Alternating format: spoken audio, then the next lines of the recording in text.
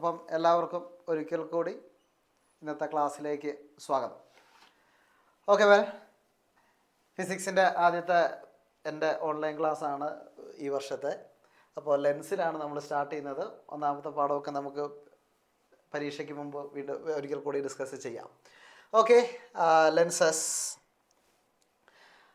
Okay, ഈ ലെൻസുകളൊക്കെ നമ്മൾ ഉപയോഗിക്കുന്ന എന്തിനാണ്? Uses of lenses. അതായത് രണ്ട് ടൈപ്പ് ലെൻസ് ഉണ്ട്, കോൺകേവ് ഉണ്ട്, കോൺവെക്സ് ഉണ്ട്. എന്നാലും നമ്മൾ കൂടുതലായിട്ട് ഉപയോഗിച്ച് വരുന്ന ലെൻസുകൾ എന്താണ്? കോൺവെക്സ് ലെൻസുകളാണ്. ലെൻസിൻ്റെ ഉപയോഗം എന്ന് ചോദിച്ചു കഴിഞ്ഞാൽ ഒറ്റയടിക്ക് നമുക്ക് പറയാൻ പറ്റുന്ന കുറച്ച് ഉപയോഗങ്ങളാണ്. ഏതൊക്കെ? ക്യാമറ, അതുപോലെ തന്നെ പ്രൊജക്ടറുകൾ, അതുപോലെ തന്നെ ടെലിസ്കോപ്പ്, അതേപോലെ മൈക്രോസ്കോപ്പ്, കോമ്പൗണ്ട് മൈക്രോസ്കോപ്പ്, വെറും മൈക്രോസ്കോപ്പ് എന്ന് പറഞ്ഞാലും മതി. മൈക്രോസ്കോപ്പ് ഇതൊക്കെയാണ് എന്താണ്? ലെൻസുകളുടെ. പിന്നെ നമ്മൾ വയ്ക്കുന്ന സ്പെക്സ്, കണ്ണട, അല്ലേ, റീഡിങ് ഗ്ലാസ് എന്നൊക്കെ വേണമെങ്കിൽ നമുക്ക് പറയാം. അതൊക്കെ എന്താണ്? ലെൻസിൻ്റെ ഉപയോഗങ്ങളാണ്. ദെൻ നമ്മൾ ഈ പാഠത്തിൽ മെയിനായിട്ട് പഠിക്കുന്നത് നിങ്ങൾക്കറിയാം എന്താണ്? കോൺകേവ് ലെൻസും കോൺവെക്സ് ലെൻസിനെ കുറിച്ചുമാണ്.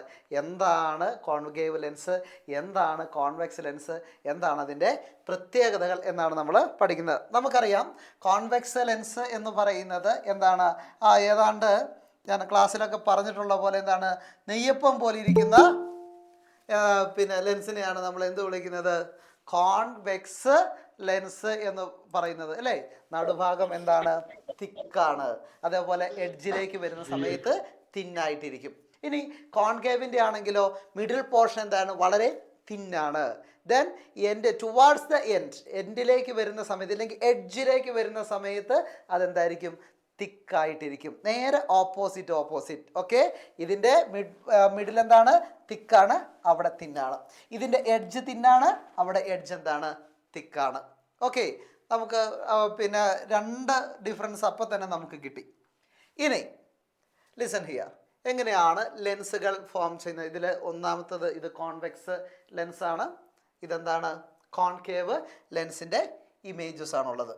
ഓക്കെ വെൽ, അപ്പോൾ നമ്മളിപ്പം എഴുതിക്കൊണ്ടിരുന്ന കാര്യം തന്നെയാണ് കോൺവെക്സ് ലെൻസിൻ്റെയും കോൺകേവ് ലെൻസിൻ്റെയും എന്താണ് പ്രത്യേകതകൾ. എന്തൊക്കെയായിരുന്നു നമ്മൾ പറഞ്ഞിരുന്നത്? ഒന്നാമത്തെ കാര്യം എന്താണ്? അതിൻ്റെ എഡ്ജുകളുടെ കാര്യമാണ്. ഓക്കെ, എഡ്ജ് കോൺകേവിൻ്റെ തിക്കാണ്, കോൺവെക്സിൻ്റെ തിന്നാണ്. മിഡിൽ ഭാഗം, നടുഭാഗം എന്താണ്? തിക്കാണ്, കട്ടി കൂടിയതാണ്. എന്ത്? കോൺവെക്സിൻ്റെ. കോൺകേവിൻ്റെ എന്താണ്? കട്ടി കുറഞ്ഞതാണ്. ദെൻ അടുത്ത ഒരു പോയിന്റ് എന്ന് പറയുന്നത് കോൺവെക്സ് ലെൻസിൽ ലൈറ്റ് റേസിനെ, പ്രകാശരശ്മികൾ എന്ത് ചെയ്യുന്നു? കൺവെർജ് ചെയ്യുന്നു. ഓക്കെ, സംവ്രജിക്കുന്നു. അതേപോലെ തന്നെ കോൺകേവ് ലെൻസ് ആണെങ്കിൽ അത് പുറത്തേക്ക് പോവുകയാണ് ചെയ്യുന്നത്, ഡൈവേർജ് ചെയ്ത് പോവുകയാണ് ചെയ്യുന്നത്. നിങ്ങൾക്ക് അറിയുന്ന കാര്യങ്ങളാണ്. ടെക്സ്റ്റ് ബുക്കിൽ അതിൻ്റെ ഒരു കോളമുണ്ട്. അപ്പോൾ അത് ഒന്ന് എഴുതിയിട്ട് മിനിമം ഒരു 3 പോയിൻ്റെങ്കിലും എന്ത് ചെയ്യുക? ഒന്ന് എഴുതി വയ്ക്കാൻ വേണ്ടിയിട്ട് പാകത്തിനൊന്ന് പഠിച്ചു വയ്ക്കുക. ഓക്കെ, ദെൻ ഇനി ടേംസ് റിലേറ്റഡ് ടു ലെൻസ്. നമ്മൾ നേരെ പാഠത്തിലേക്ക് പോവാണ്. ലെൻസുമായിട്ട് ബന്ധപ്പെട്ടിട്ടുള്ള കുറച്ച് പദങ്ങളാണ് മെയിനായിട്ട് നമുക്ക് അറിയേണ്ട കുറച്ച് സാധനങ്ങളാണ് ഈ കൊടുത്തിരിക്കുന്നത്. ഒന്ന് ഓപ്റ്റിക് സെൻറ്റർ, പിന്നെ അടുത്ത എന്താണ്? സെൻറ്റർ ഓഫ് കർവേച്ചർ, പ്രകാശിക കേന്ദ്രം, വക്രതാ കേന്ദ്രം, ഓപ്റ്റിക് ആക്സിസ് അതായത് പ്രകാശിക അക്ഷം, അപ്പേർച്ചർ, അതേപോലെ തന്നെ പ്രിൻസിപ്പൽ ഫോക്കസ്, മുഖ്യ ഫോക്കസ്. ഇനി ഇത് എന്തൊക്കെയാണ് എന്ന് നമുക്ക് നോക്കാം. ലിസൺ ഹിയർ, ഒരു ലെൻസ് എങ്ങനെയാണ് ഉണ്ടാവുന്നത്? ഒരു ലെൻസ് രണ്ട് സ്പെറിക്കലായിട്ടുള്ള, ഓക്കെ, സ്പിയർ, അതായത് ഗോളങ്ങൾ ചേർന്ന്, ഗ്ലാസിൻ്റെ രണ്ട് ഗോളങ്ങൾ കൂടി ചേർന്നിട്ടാണ് നമുക്ക് എന്തുണ്ടാവുക? ഒരു ലെൻസ് ഉണ്ടാകുക. കണ്ടോ, ഇവിടെ ഒരു സ്പിയർ വെച്ചിട്ടുണ്ട്, അടുത്ത ഒരു സ്പിയർ ഇവിടെ വെച്ചിട്ടുണ്ട്. അങ്ങനെ രണ്ടും കൂടി ചേർന്ന ഭാഗം ഇത് ജസ്റ്റ് ഒരു കളർ ചെയ്തിട്ടുണ്ട്. ഈ ഭാഗമാണ് നമുക്ക് എന്ത് ലെൻസായിട്ട് കിട്ടുന്നത്? ഇങ്ങനത്തെ ലെൻസിനെ നമ്മൾ എന്ത് ലെൻസ് എന്നാണ് പഠിച്ചിട്ടുള്ളത്?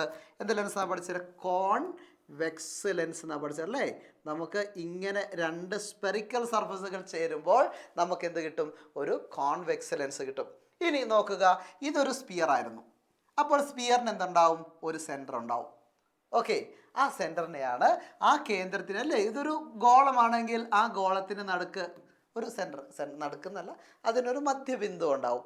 ആ മധ്യബിന്ദുവിനെയാണ് നമ്മൾ എന്ത് വിളിക്കുന്നത്? സെൻറ്റർ ഓഫ് കർവേച്ചർ അല്ലെങ്കിൽ വക്രതാ കേന്ദ്രം എന്ന് പറയുന്നത്. എന്താണ്? വക്രതാ കേന്ദ്രം. എന്താ വക്രതാ കേന്ദ്രം എന്ന് പറയുന്നത്? ആ ലെൻസിൻ്റെ ഭാഗമായിട്ടുള്ള സ്പിയറിൻ്റെ ഗോളത്തിൻ്റെ സെൻറ്ററിനെയാണ് നമ്മൾ എന്ത് വിളിക്കുന്നത്? വക്രതാ കേന്ദ്രം ഇല്ലെങ്കിൽ സെൻറ്റർ ഓഫ് കർവേച്ചർ. കണ്ടോ, ഈ സർക്കിളിൻ്റെ സെൻറ്ററാണിത് അല്ലേ? ഈ സർക്കിളിൻ്റെ സെൻറ്ററാണ്. ഈ സർക്കിളിൻ്റെ സെൻറ്ററിനെ നമ്മൾ എന്ത് വിളിച്ചു? സെൻറ്റർ ഓഫ് കർവേച്ചർ എന്ന് വിളിച്ചു. ഇതിനെ നമ്മൾ സി എന്ന് പറയുന്ന ലെറ്റർ ഉപയോഗിച്ച് സൂചിപ്പിക്കും. എന്ത് ലെറ്റർ ഉപയോഗിച്ച് സൂചിപ്പിക്കുക? സി എന്ന് പറയുന്ന ലെറ്റർ ഉപയോഗിച്ച് സൂചിപ്പിക്കും. ദെൻ അടുത്തത് നോക്ക്, ഒരു സ്പിയറും കൊണ്ടാണോ നമ്മുടെ ലെൻസ് ഉണ്ടായിരിക്കുന്നത്? അല്ല, രണ്ട് സ്പിയറുകൾ ചേർന്നിട്ടാണ്. ഒന്ന് ഇതാ ഇവിടെയും ഒന്ന് ഇവിടെയും. അപ്പോൾ ഇതിനും ഒരു സെൻറ്റർ ഓഫ് കർവേച്ചർ ഉണ്ടാവുമല്ലോ, ഇല്ലെങ്കിൽ വക്രതാ കേന്ദ്രം ഉണ്ടാവുമല്ലോ. തീർച്ചയായിട്ടും ഇവിടെ എന്തുണ്ട്? വക്രതാ കേന്ദ്രം ഉണ്ട്. അപ്പോൾ ഈ വക്രതാ കേന്ദ്രങ്ങൾ രണ്ടും കൂട്ടി യോജിപ്പിച്ചുകൊണ്ട് ഞാൻ ഇങ്ങനെ ഒരു വര വരച്ചു. ഓക്കെ, ഇങ്ങനെ ഒരു വര വരച്ചു. ഏതൊക്കെ? രണ്ട് സെൻറ്റർ ഓഫ് കർവേച്ചറുകൾ കൂടി ചേർത്ത്, വക്രതാ കേന്ദ്രങ്ങൾ കൂടി ചേർത്തുകൊണ്ട് ജോയിൻ ചെയ്തുകൊണ്ട് ഏതിലൂടെ വരച്ചു? ലെൻസിൻ്റെ സെൻറ്ററിലൂടെ. ഇത് ലെൻസിൻ്റെ സെൻറ്ററാണ് അല്ലേ? ഈ ലെൻസിൻ്റെ കേന്ദ്രമാണ്. ഈ കേന്ദ്രത്തിലൂടെ വരച്ച വര, അതിന് വിളിക്കുന്ന പേരാണ് ഒപ്റ്റിക്കൽ ആക്സിസ്. എന്താ വിളിക്കുക? Optical axis. ടേമുകൾ ഓർത്തിരിക്കണം കേട്ടോ. ഒപ്റ്റിക്കൽ ആക്സിസ് ഇല്ലെങ്കിൽ പ്രകാശിക അക്ഷം. പ്രകാശിക അക്ഷം. ഓക്കെ, പ്രകാശിക അക്ഷം നമ്മളിതാ ഇവിടെ കണ്ടായിരുന്നു. പ്രകാശിക അക്ഷം, ദാ ഒപ്റ്റിക്കൽ ആക്സിസ്, പ്രകാശിക അക്ഷം. ഇനി ഇവിടെ നോക്കിക്കേ, ഈ ലെൻസിൻ്റെ നടുക്ക് ഞാനൊരു പോയിന്റ് ഇട്ടായിരുന്നു അല്ലേ? ഈ നീല നിറത്തിൽ ഞാൻ പോയിന്റ് ഇട്ടായിരുന്നു. ആ ലെൻസിൻ്റെ സെൻറ്ററാണ്, ആ ലെൻസിൻ്റെ കേന്ദ്രഭാഗമാണ്. അവനെ വിളിക്കുന്ന പേരാണ് എന്ത്? ഒപ്റ്റിക് സെൻറ്റർ ഇല്ലെങ്കിൽ പ്രകാശിക കേന്ദ്രം. ഏതാണ് പ്രകാശിക കേന്ദ്രം? ഈ ലെൻസിൻ്റെ സെൻറ്റർ. ലെൻസിൻ്റെ സെൻറ്ററിൽ അടയാളപ്പെടുത്തിയിരിക്കുന്ന ഈ പോയിന്റ് നമുക്ക് O എന്നൊക്കെയാണ് സാധാരണ സൂചിപ്പിക്കുക കേട്ടോ. O എന്നാണ് സൂചിപ്പിക്കുക. എന്താണത്? ഒപ്റ്റിക് സെൻറ്റർ ഇല്ലെങ്കിൽ പ്രകാശിക കേന്ദ്രം ആണ്. പ്രകാശിക കേന്ദ്രം. ദെൻ സെൻറ്റർ ഓഫ് കർവേച്ചർ നമ്മൾ പറഞ്ഞായിരുന്നു. സെൻറ്റർ ഓഫ് കർവേച്ചർ എന്താ? സെൻറ്റർ ഓഫ് കർവേച്ചർ ഈ സർക്കിളിൻ്റെ എന്നല്ല, ഈ സ്പിയറിൻ്റെ സെൻറ്ററാണ്. ഈ സ്പിയറിൻ്റെ, ഈ ഗോളത്തിൻ്റെ കേന്ദ്രത്തിനെയാണ് നമ്മൾ എന്ത് വിളിക്കുന്നത്? സെൻറ്റർ ഓഫ് കർവേച്ചർ എന്ന് വിളിക്കുന്നത്. ദെൻ അടുത്ത ടൈമിന് നമുക്ക് ഏതാ പറയാനുള്ളത്? അപ്പേർച്ചർ. അപ്പേർച്ചർ. ഇതിൽ എന്താണ് അപ്പേർച്ചർ? Listen here. ഇത് നമ്മുടെ ഒരു ലെൻസ് ആണെങ്കിൽ ലെൻസിൽ പ്രകാശം പതിക്കുന്ന ഭാഗങ്ങളുണ്ട് അല്ലേ? ഞാൻ വേറെ കളറിൽ രേഖപ്പെടുത്തി വയ്ക്കും. നോക്ക്, ഇങ്ങനെ പ്രകാശം ലൈറ്റ് വന്നിട്ട് ഇങ്ങനെ പതിക്കുന്ന ഭാഗം. ഓക്കെ, ഇവിടെ മാത്രമല്ല കേട്ടോ, ഇങ്ങോട്ടും വരാം. ഈ ലൈറ്റ് റേസ് വന്നിട്ട് ഇല്ലെങ്കിൽ പ്രകാശം വന്ന് പതിക്കുന്ന ഈ ഭാഗത്തിൻ്റെ ഏത് ഭാഗം? ഈ വളഞ്ഞ ഈ ഭാഗം. ഈ ഭാഗത്തിൻ്റെ പരപ്പളവ് അല്ലെങ്കിൽ ഏരിയ അല്ലെങ്കിൽ പരപ്പളവിനെയാണ് എന്ത് വിളിക്കുന്നത്? പരപ്പളവ്. പരപ്പളവിനെയാണ് നമ്മൾ എന്ത് വിളിക്കുന്നത്? അപ്പേർച്ചർ എന്ന് വിളിക്കുന്നത്. പ്രകാശം വന്ന് പതിക്കുന്ന ആ ഭാഗത്തിൻ്റെ ഏരിയനെയാണ് നമ്മൾ എന്ത് വിളിക്കുന്നത്? അപ്പേർച്ചർ എന്ന് നമ്മൾ വിളിക്കുന്നത്. ഓക്കെ, അപ്പോൾ ടൈംസ് എല്ലാം കംപ്ലീറ്റ് ആയോ നോക്കിയേ? അപ്പേർച്ചർ കംപ്ലീറ്റ് ആയി. ഇനിയുള്ളത് പ്രിൻസിപ്പൽ ഫോക്കസ് അല്ലെങ്കിൽ മുഖ്യ ഫോക്കസ്. നമുക്ക് അതിലേക്ക് നേരെ പോകാം. Listen here. നമ്മൾ കോൺവെക്സ് ലെൻസിൻ്റെ കാര്യം മാത്രമേ പറഞ്ഞുള്ളൂ. നമ്മൾ പറയാതെ പോയ ഒരാളും കൂടിയുണ്ട്. കോൺവെക്സ് പറഞ്ഞാൽ ആരുമുണ്ട്? കോൺകേവ് ഉണ്ട്. കോൺകേവ് ലെൻസ് എങ്ങനെയാണ് ഉണ്ടായിരിക്കുന്നത് നോക്കിയേ? ഇതേപോലെ തന്നെ രണ്ട് സ്പിയറുകളാണ്, രണ്ട് ഗോളങ്ങളാണ് കൂടി ചേർന്നിരിക്കുന്നത്. കയറ്റി വെച്ചില്ല, രണ്ട് ഭാഗം ഇച്ചിരി അങ്ങോട്ടും ഇങ്ങോട്ടും എന്ത് ചെയ്തു? ശകലം അങ്ങോട്ട് അകത്തി വെച്ചപ്പോൾ നടുക്ക് നമുക്ക് ഇവിടെ ആരെ കിട്ടി? ഇവിടെ നമുക്ക് ഒരു ലെൻസിനെ കിട്ടി അല്ലേ? ഈ ലെൻസാണ്. ഇതെന്ത് ലെൻസാണ്? Concave lens. കേവ്, കുഴി പോലെ കുഴിഞ്ഞിരിക്കുന്ന ലെൻസ്. കോൺകേവ് ലെൻസിനെ നമുക്ക് കിട്ടി. ഇനി ടേംസ് ഒക്കെ സെയിം തന്നെയാണ് കേട്ടോ. Centre of curvature, centre of the lens അല്ലെങ്കിൽ നമ്മൾ പ്രകാശീയ കേന്ദ്രം എന്ന് പറഞ്ഞു, ഒപ്റ്റിക്കൽ ആക്സിസ്, ബാക്കിയെല്ലാം സെയിം തന്നെയാണ്. ദെൻ അടുത്തത് നമ്മൾ ഫോക്കൽ ലെങ്ത് അല്ലെങ്കിൽ ഫോക്കൽ ദൂരത്തിലേക്ക് പോയതിനു മുമ്പ് നമുക്ക് എന്താണ് മുഖ്യ ഫോക്കസ് അല്ലെങ്കിൽ പ്രിൻസിപ്പൽ ഫോക്കസ് നോക്കുക. ഇവിടെ വെച്ചിരിക്കുന്ന ഈ ലെൻസ് എന്താണെന്ന് നിങ്ങൾക്കറിയാം. ഇതെന്താണ്? ഒരു കോൺവെക്സ് ലെൻസാണ്. കോൺവെക്സ് ലെൻസിലേക്ക് പ്രകാശം വന്നിരിക്കുന്ന വഴികൾ നോക്ക്. പാരലായിട്ട് ഇങ്ങനെ വരുന്ന പ്രകാശമെല്ലാം ഈ ലെൻസിൽ കടന്ന ശേഷം എന്ത് ചെയ്യും? ഒരൊറ്റ പോയിന്റിലേക്ക് ഉണ്ടാവും. ഇതെല്ലാം വന്ന് ഒരു സിംഗിൾ പോയിന്റിലേക്ക് വന്ന പ്രകാശം മുഴുവൻ ഇതിലെ വന്നതാണ്. ഇവന്മാർ ഇതിലെ വന്നതാണ്. ഇതിലെ വന്നു, എല്ലാം ഒരു ഒരൊറ്റ പോയിന്റിൽ വന്നിട്ട് കൂടിച്ചേർന്നു അല്ലേ. അത് കുറേ വന്നിട്ട് ഒരു സിംഗിൾ പോയിന്റിൽ എന്ത് ചെയ്തു, കൂടിച്ചേർന്നു. അങ്ങനെ കൂടിച്ചേരുന്ന പോയിന്റിനെയാണ് നമ്മൾ എന്ത് വിളിക്കുന്നത്, പ്രിൻസിപ്പൽ ഫോക്കസ് അല്ലെങ്കിൽ മുഖ്യ ഫോക്കസ് എന്ന് പറയുന്നത്. എന്തിൻ്റെ, കോൺവെക്സ് ലെൻസിൻ്റെ. ഓക്കെ, അത് പഠിക്കാനുള്ള കാര്യമാണ്. ടെക്സ്റ്റ് ബുക്കിൽ ഒരു ബോക്സിൽ എഴുതി വെച്ചിട്ടുണ്ട്. അത് കൃത്യമായിട്ട് നന്നായിട്ടൊന്ന് വായിച്ച് നോക്കുക കേട്ടോ. കാരണം പുതിയ സിലബസ് പ്രകാരം അതൊക്കെ സ്റ്റേറ്റ്മെൻറ്റ് തന്നിട്ട് അത് ശരിയാണോ തെറ്റാണോ എന്നൊക്കെ ചോദിക്കാനുള്ള സാധ്യതയുണ്ട്. അപ്പോൾ ആ സ്റ്റേറ്റ്മെൻറ്റ് എന്ത് ചെയ്യണം, പഠിച്ചു വെക്കണം. അപ്പോൾ എല്ലാ റേസും വന്ന് കൂടിച്ചേരുന്ന പോയിന്റിനെയാണ് നമ്മൾ എന്ത് വിളിക്കുന്നത്, കോൺവെക്സ് ലെൻസിൻ്റെ മുഖ്യ ഫോക്കസ് അല്ലെങ്കിൽ പ്രിൻസിപ്പൽ ഫോക്കസ് എന്ന് വിളിക്കുന്നത്. ഇനി കോൺകേവ് ലെൻസിലേക്ക് നോക്കിയാലോ. കോൺകേവ് ലെൻസിലേക്ക് നോക്കിയാൽ ഇതാ ഒരു ലൈറ്റ് വന്നു. ആ ലൈറ്റ് എന്ത് ചെയ്തു, ഇവിടെ വന്നിട്ട് ഇങ്ങനെ പോയി, ഡൈവേർജ് ചെയ്തു പോയി. ഓക്കെ, അതെന്ത് ചെയ്തു, പുറത്തേക്ക് പോയി. കണ്ടോ, ഇവിടെ ഒരു ലൈറ്റ് വന്നു, പുറത്തേക്ക് പോയി. ഇങ്ങനെ വന്നു വരണം, എന്നിട്ട് എന്ത് ചെയ്തു, പുറത്തേക്ക് പോയി. ഇവിടെയും വന്നു, എന്ത് ചെയ്തു, പുറത്തേക്ക് പോയി. ഇത് നമ്മുടെ എന്താണ്, പ്രകാശിക അക്ഷമാണ്. ഇവിടെ വന്നു, പുറത്തേക്ക് പോയി. ഇവിടെ വന്നു, പുറത്തേക്ക് പോയി, ഡൈവേർജ് ചെയ്തു പോയി, പുറത്തേക്ക് പോയി. പക്ഷെ നമ്മൾ നോക്കുമ്പോൾ ഒരു പോയിന്റിൽ നിന്നാണ് ഇവന്മാരൊക്കെ പുറത്തേക്ക് പോയതെന്ന് നമുക്ക് തോന്നും. ഓക്കെ, ശരിക്കും അങ്ങനെയല്ല. നമുക്ക് എന്ത് ചെയ്യും, ഒരു പോയിന്റിൽ നിന്നാണ് ഈ പ്രകാശരശ്മികളൊക്കെ പുറത്തേക്ക് പോയതെന്ന് നമുക്ക് ഫീൽ ചെയ്യും. അങ്ങനെ നമുക്ക് തോന്നുന്ന ഫോക്കസാണ്, തോന്നുന്ന പോയിൻ്റാണ് ആരുടെ ഫോക്കസ്, കോൺകേവ് ലെൻസിൻ്റെ ഫോക്കസ്. ഓക്കെ, നമുക്ക് ഫീൽ ചെയ്യുന്നില്ലെങ്കിൽ അനുഭവപ്പെടുന്ന, നമുക്ക് തോന്നുന്ന ആ പോയിന്റ്, എന്ത്, പ്രകാശം പുറത്തേക്ക് പോയി എന്ന് തോന്നുന്ന ആ പോയിന്റിനെയാണ് നമ്മൾ കോൺകേവ് ലെൻസിൻ്റെ എന്ത് ഫോക്കസ്, മുഖ്യ ഫോക്കസ് എന്ന് പറയുന്നത്.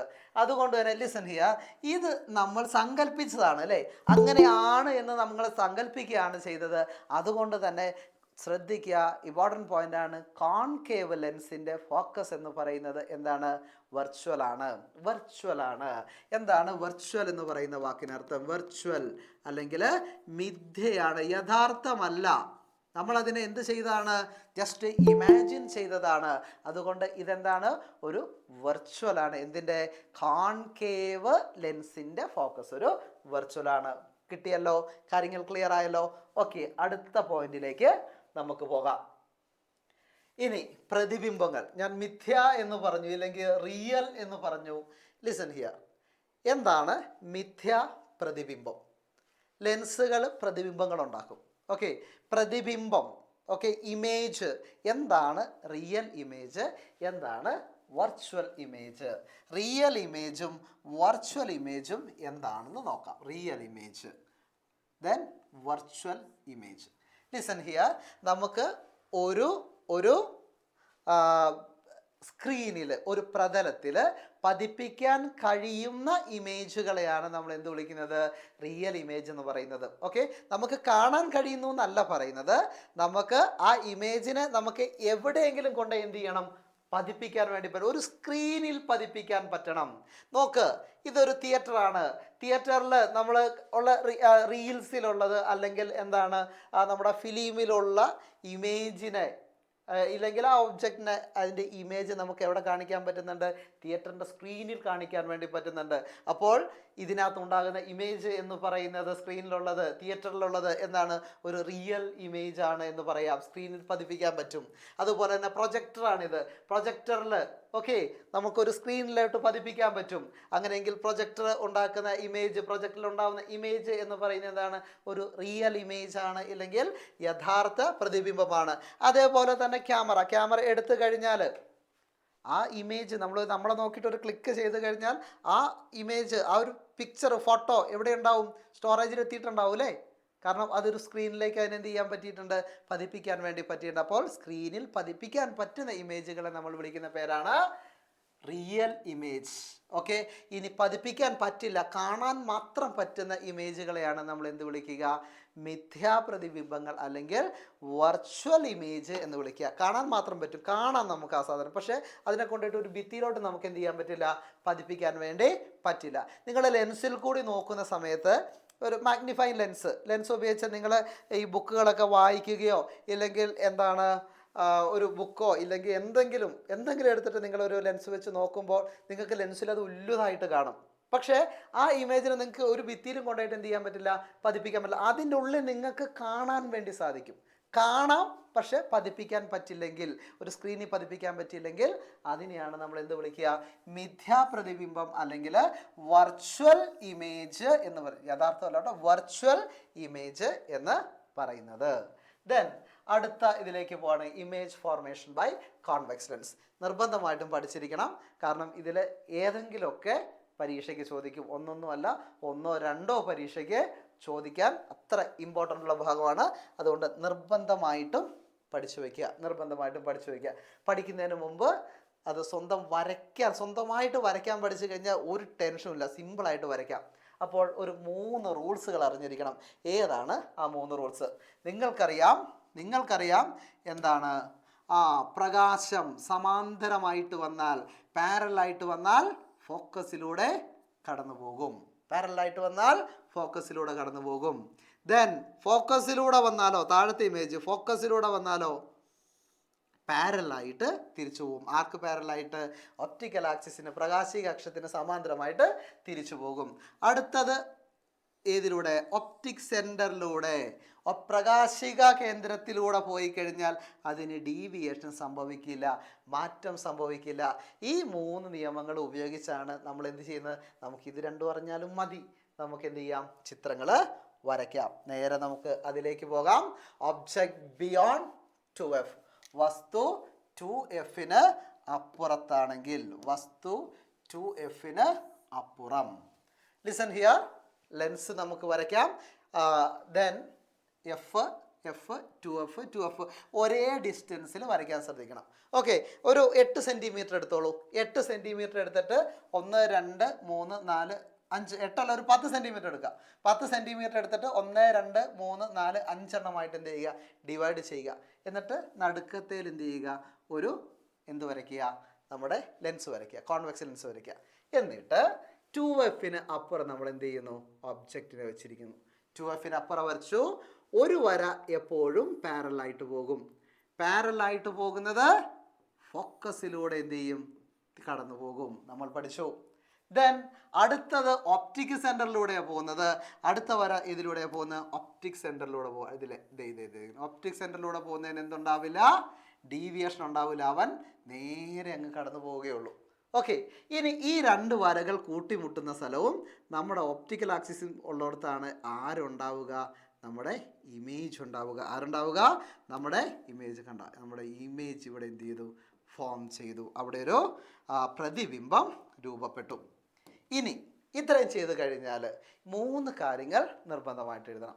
3 കാര്യങ്ങൾ. 1, പൊസിഷൻ ഓഫ് ഇമേജ്. എവിടെയാണ് പ്രതിബിംബത്തിൻ്റെ സ്ഥാനം? എവിടെയാണ് പ്രതിബിംബത്തിൻ്റെ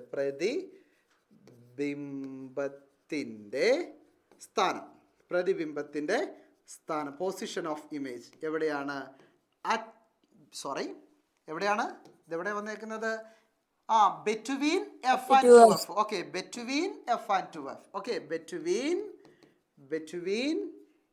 F and 2F. വരയ്ക്കാൻ പഠിച്ചു കഴിഞ്ഞാൽ ചുമ്മാ കൺഫ്യൂഷൻ ഇല്ലാതെ വരച്ച് നോക്കിയിട്ടാണെങ്കിൽ ഈ സാധനം നമുക്ക് കണ്ടുപിടിക്കാൻ വേണ്ടി പറ്റും. Okay, between F and 2F, Fനും 2Fനും ഇടയിലാണ് വന്നിട്ടുള്ളത്. ഇനി നേച്ചർ ഓഫ് ഇമേജ്. ഇത് ആരാ ഉണ്ടാക്കിയിരിക്കുന്നത്? കോൺവെക്സ് ലെൻസ് ആണ് ഉണ്ടാക്കിയിരിക്കുന്നത്. കോൺവെക്സ് ലെൻസ് ഉണ്ടാക്കിയുകൊണ്ട് ഒരു കണ്ടീഷനിലൊഴികെ ബാക്കി എല്ലായിടത്തും നിങ്ങൾക്ക് ധൈര്യമായിട്ട് എഴുതാം, റിയൽ ആൻഡ് ഇൻവെർട്ടഡ്. ഏതാ ഒരു കേസ് എന്ന് ഞാൻ പറയാം കേട്ടോ. ആ കേസ് നമുക്ക് വളരെ ഇമ്പോർട്ടൻ്റ് ഉള്ള ഒരു കേസാണ്. ഓക്കെ, റിയൽ ആൻഡ് ഇൻവെർട്ടഡ് യഥാർത്ഥമായിരിക്കും. കാരണം കോൺവെക്സ് ലെൻസ് ഉണ്ടാക്കുന്ന ഒരു കേസ് ഒഴികെ ബാക്കി എല്ലാ കേസിലും എന്താണ്, ഇമേജ് എന്താണ്, യഥാർത്ഥമാണ്, റിയലാണ്. നോക്കിക്കേ, തലകീഴായല്ലേ വരച്ചു വെച്ചത്, തലകീഴായത് ഇൻവെർട്ടഡ്, തലകീഴായത്. അപ്പോൾ വളരെ സിമ്പിളാണ്. എപ്പോഴും നമുക്ക് ഭൂരിഭാഗം സമയം 90% കേസിൽ എന്ത് എഴുതാം, റിയൽ ആൻഡ് ഇൻവെർട്ടർ എന്ന് എഴുതാം. ഇതെവിടെ നിന്ന് കിട്ടും? ചിത്രം ഒന്ന് വരച്ച് നോക്കിയാൽ സിമ്പിളായിട്ട് അത് കിട്ടും. ഇനി അതിൻ്റെ സൈസാണ് 3ാമത്തെ ആളാണ്. അതിൻ്റെ സൈസ്, വലിപ്പം എന്ന് പറയുന്നത്, സൈസ് ഓഫ് ദ ഇമേജ്, വലിപ്പം. ഇതിൻ്റെ വലിപ്പം എങ്ങനെയാണ്? ഈ ഒബ്ജക്റ്റിനേക്കാൾ കുറച്ച് ചെറുതാണ്. ചെറുതാണെങ്കിൽ മലയാളത്തിൽ നമുക്ക് ചെറുതെന്ന് തന്നെ എഴുതാം, ചെറുത്. ഇംഗ്ലീഷിലാണെങ്കിൽ ആ വാക്ക് ശ്രദ്ധിക്കണം, ഡിമിനിഷ്ഡ്. എന്താണ് വാക്ക്? ഡിമിനിഷ്ഡ് ആയിരിക്കും. ചെറുതാണെങ്കിൽ ഡിമിനിഷ്ഡ് എഴുതണം, വലുതാണെങ്കിൽ എൻലാർജ് എന്നും. ഭയങ്കര വലുതാണെങ്കിൽ മാഗ്നിഫൈഡ് എന്ന് എഴുതിയേക്കണം. ഓക്കെ, ഭയങ്കര വലുതാണെങ്കിൽ എന്ത് ചെയ്യണം? മാഗ്നിഫൈഡ് എന്ന് എഴുതണം. ഓക്കെ, അപ്പോൾ നമുക്ക് ഒരു കണ്ടീഷൻ കിട്ടി. 2Fന് അപ്പുറം ഏതാണേലും നിങ്ങൾക്ക് വരയ്ക്കാം കേട്ടോ. സിമ്പിളായി നിങ്ങൾക്ക് മാർക്ക് മേടിക്കാം. ഷുവർ ക്വസ്റ്റ്യൻ ആണ്. ഓക്കെ, ഇതിൽ ഏത് വേണമെങ്കിലും വരാം. ഇനി അടുത്ത് നോക്ക്. 2Fൽ നമ്മൾ ഒബ്ജക്റ്റിനെ എടുത്ത് എവിടെ വെക്കുന്നു? 2Fൽ കൊണ്ടുപോയി വെക്കുന്നു. 2Fൽ വസ്തു 2Fൽ വെച്ചു. ഓക്കെ, 2Fൽ വെച്ചു.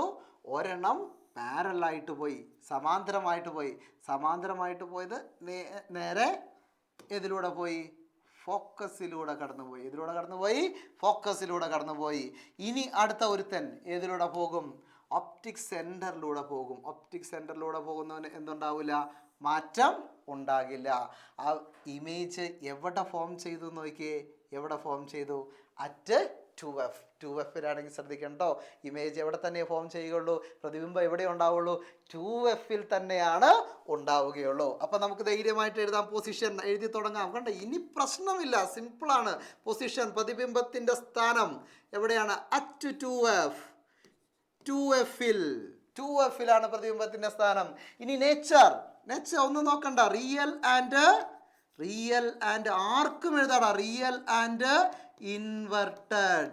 ഓക്കെ, മലയാളത്തിലെ യഥാർത്ഥം, അതേപോലെ തന്നെ എന്താണ് യഥാർത്ഥവും, അതുപോലെ തന്നെ തലകീഴായതുമാണ്. യഥാർത്ഥമാണ്, അതുപോലെ തലകീഴായത്. നമുക്ക് എല്ലാത്തിലും അത് എഴുതി വെക്കാം. ദെൻ അടുത്തത് സൈസ്, വലിപ്പം. എന്തായിരിക്കും ഇതിൻ്റെ വലിപ്പം? ഇതേ വലിപ്പമാണ്. 2Fൽ ഉണ്ടായിരുന്ന സാധനം അടുത്ത് 2Fൽ പോയി ഫോം ചെയ്തു. അപ്പോൾ 2F രണ്ട് ഈക്വൽ അല്ലേ? അപ്പോൾ അതിൻ്റെ സൈസും ഈക്വൽ ആണെന്ന് വിചാരിച്ചാൽ മതി. സൈസ് എന്തായിരിക്കും? വലിപ്പം എന്തായിരിക്കും? സെയിം സൈസ് എന്ന് പറഞ്ഞാൽ ഉദ്ദേശം എന്താണ്? അതേ വലിപ്പം എന്ന് ഉദ്ദേശം എന്താ? ഏതിൻ്റെ വലിപ്പം? ഒബ്ജക്റ്റിൻ്റെ, ഇല്ലെങ്കിൽ നമ്മുടെ വസ്തുവിൻ്റെ അതേ വലിപ്പമായിരിക്കും എന്തിനുണ്ടായിരിക്കുക? ഇമേജിനുണ്ടായിരിക്കുക. വലിപ്പമൊന്നും വെച്ചിട്ടില്ല കേട്ടോ. നേരത്തെ ചെറുതായിരുന്നു, ഇപ്പം അതേ വലിപ്പത്തിലേക്ക് എത്തി. നോക്കിക്കോളുക. ഓക്കെ, അതിൻ്റെ വ്യത്യാസം. അകലെയായിരുന്നു കഴിഞ്ഞപ്പോൾ ചെറുതായിരുന്നു. കുറച്ചും കൂടി നമ്മൾ അടുത്ത് 2Fലേക്ക് വന്നപ്പോൾ ഒബ്ജക്റ്റിൻ്റെ അതേ വലിപ്പം, വസ്തുവിൻ്റെ അതേ വലിപ്പം എത്തി. ഇനി അടുത്തയിലേക്ക് വരുമ്പോൾ വലിപ്പം കൂടിയാണ് വരിക എന്നുള്ള കാര്യം മാത്രം ഓർത്താൽ മതി. നോക്ക്, അടുത്ത ചിത്രത്തിലേക്ക് പോകൂ. ഓക്കെ, അടുത്ത ചിത്രത്തിലേക്ക് പോവുക. നോക്ക്, object between F and 2F. വസ്തു Fനും 2Fനും ഇടയിൽ. വസ്തു Fനും 2Fനും ഇടയിലാണെങ്കിൽ, വസ്തു Fനും 2Fനും, കണ്ട, Fനും 2Fനും ഇടയിൽ നമുക്ക് ഇവനെ ഒന്ന് വരച്ച് നോക്കാം. Fനും 2Fനും ഇടയിൽ നോക്കണേ. ഒരെണ്ണം പാരലായിട്ട് പോയത് ഫോക്കസിലൂടെ കടന്നുപോയി. ഓക്കെ, ആരോ മാർക്കൊക്കെ ഇട്ടാൻ ശ്രദ്ധിച്ചേക്കുക. കണ്ടോ, സിമ്പിളാണ് സാധനങ്ങൾ. അടുത്തത് ഏതിലൂടെ പോകുമെന്ന് നിങ്ങൾക്കറിയാം. ഏതിലൂടെ പോകും? ഒപ്റ്റിക് സെൻറ്ററിലൂടെ പോകും. ഒപ്റ്റിക് സെൻറ്ററിലൂടെ പോകുന്നതിന് എന്തുണ്ടാവില്ല? അതിന് മാറ്റമൊന്നും ഉണ്ടാവില്ല. അതങ്ങനെ തന്നെ അവൻ അങ്ങ് പോകും. അവൻ അങ്ങ് പോയി എവിടെ ഇവന്മാർ കൂടിച്ചേർന്നോ അവിടെ എന്തുണ്ടാവും? ഇമേജ് ഉണ്ടാവും. അവിടെ എന്തുണ്ടാവും? ഇമേജ് അല്ലെങ്കിൽ പ്രതിബിംബം ഉണ്ടാകും. ഇവിടെ നോക്കിക്കേ, പ്രതിബിംബം എവിടെയുണ്ടായി? ഇനി നമുക്ക് സുഖമായിട്ട് കാര്യങ്ങൾ എഴുതി വെക്കാം. എന്തെഴുതി വെക്കാം? പൊസിഷൻ ഓഫ് ദ ഇമേജ്, പ്രതിബിംബത്തിൻ്റെ സ്ഥാനം 2Fന് അപ്പുറം, ബിയോണ്ട് 2F. എന്ത് വാക്ക് ഉപയോഗിക്കാം? Beyond 2F. 2Fന്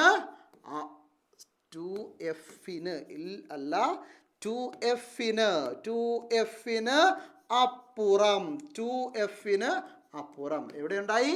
2Fന് അപ്പുറത്തേക്ക് ഉണ്ടായി.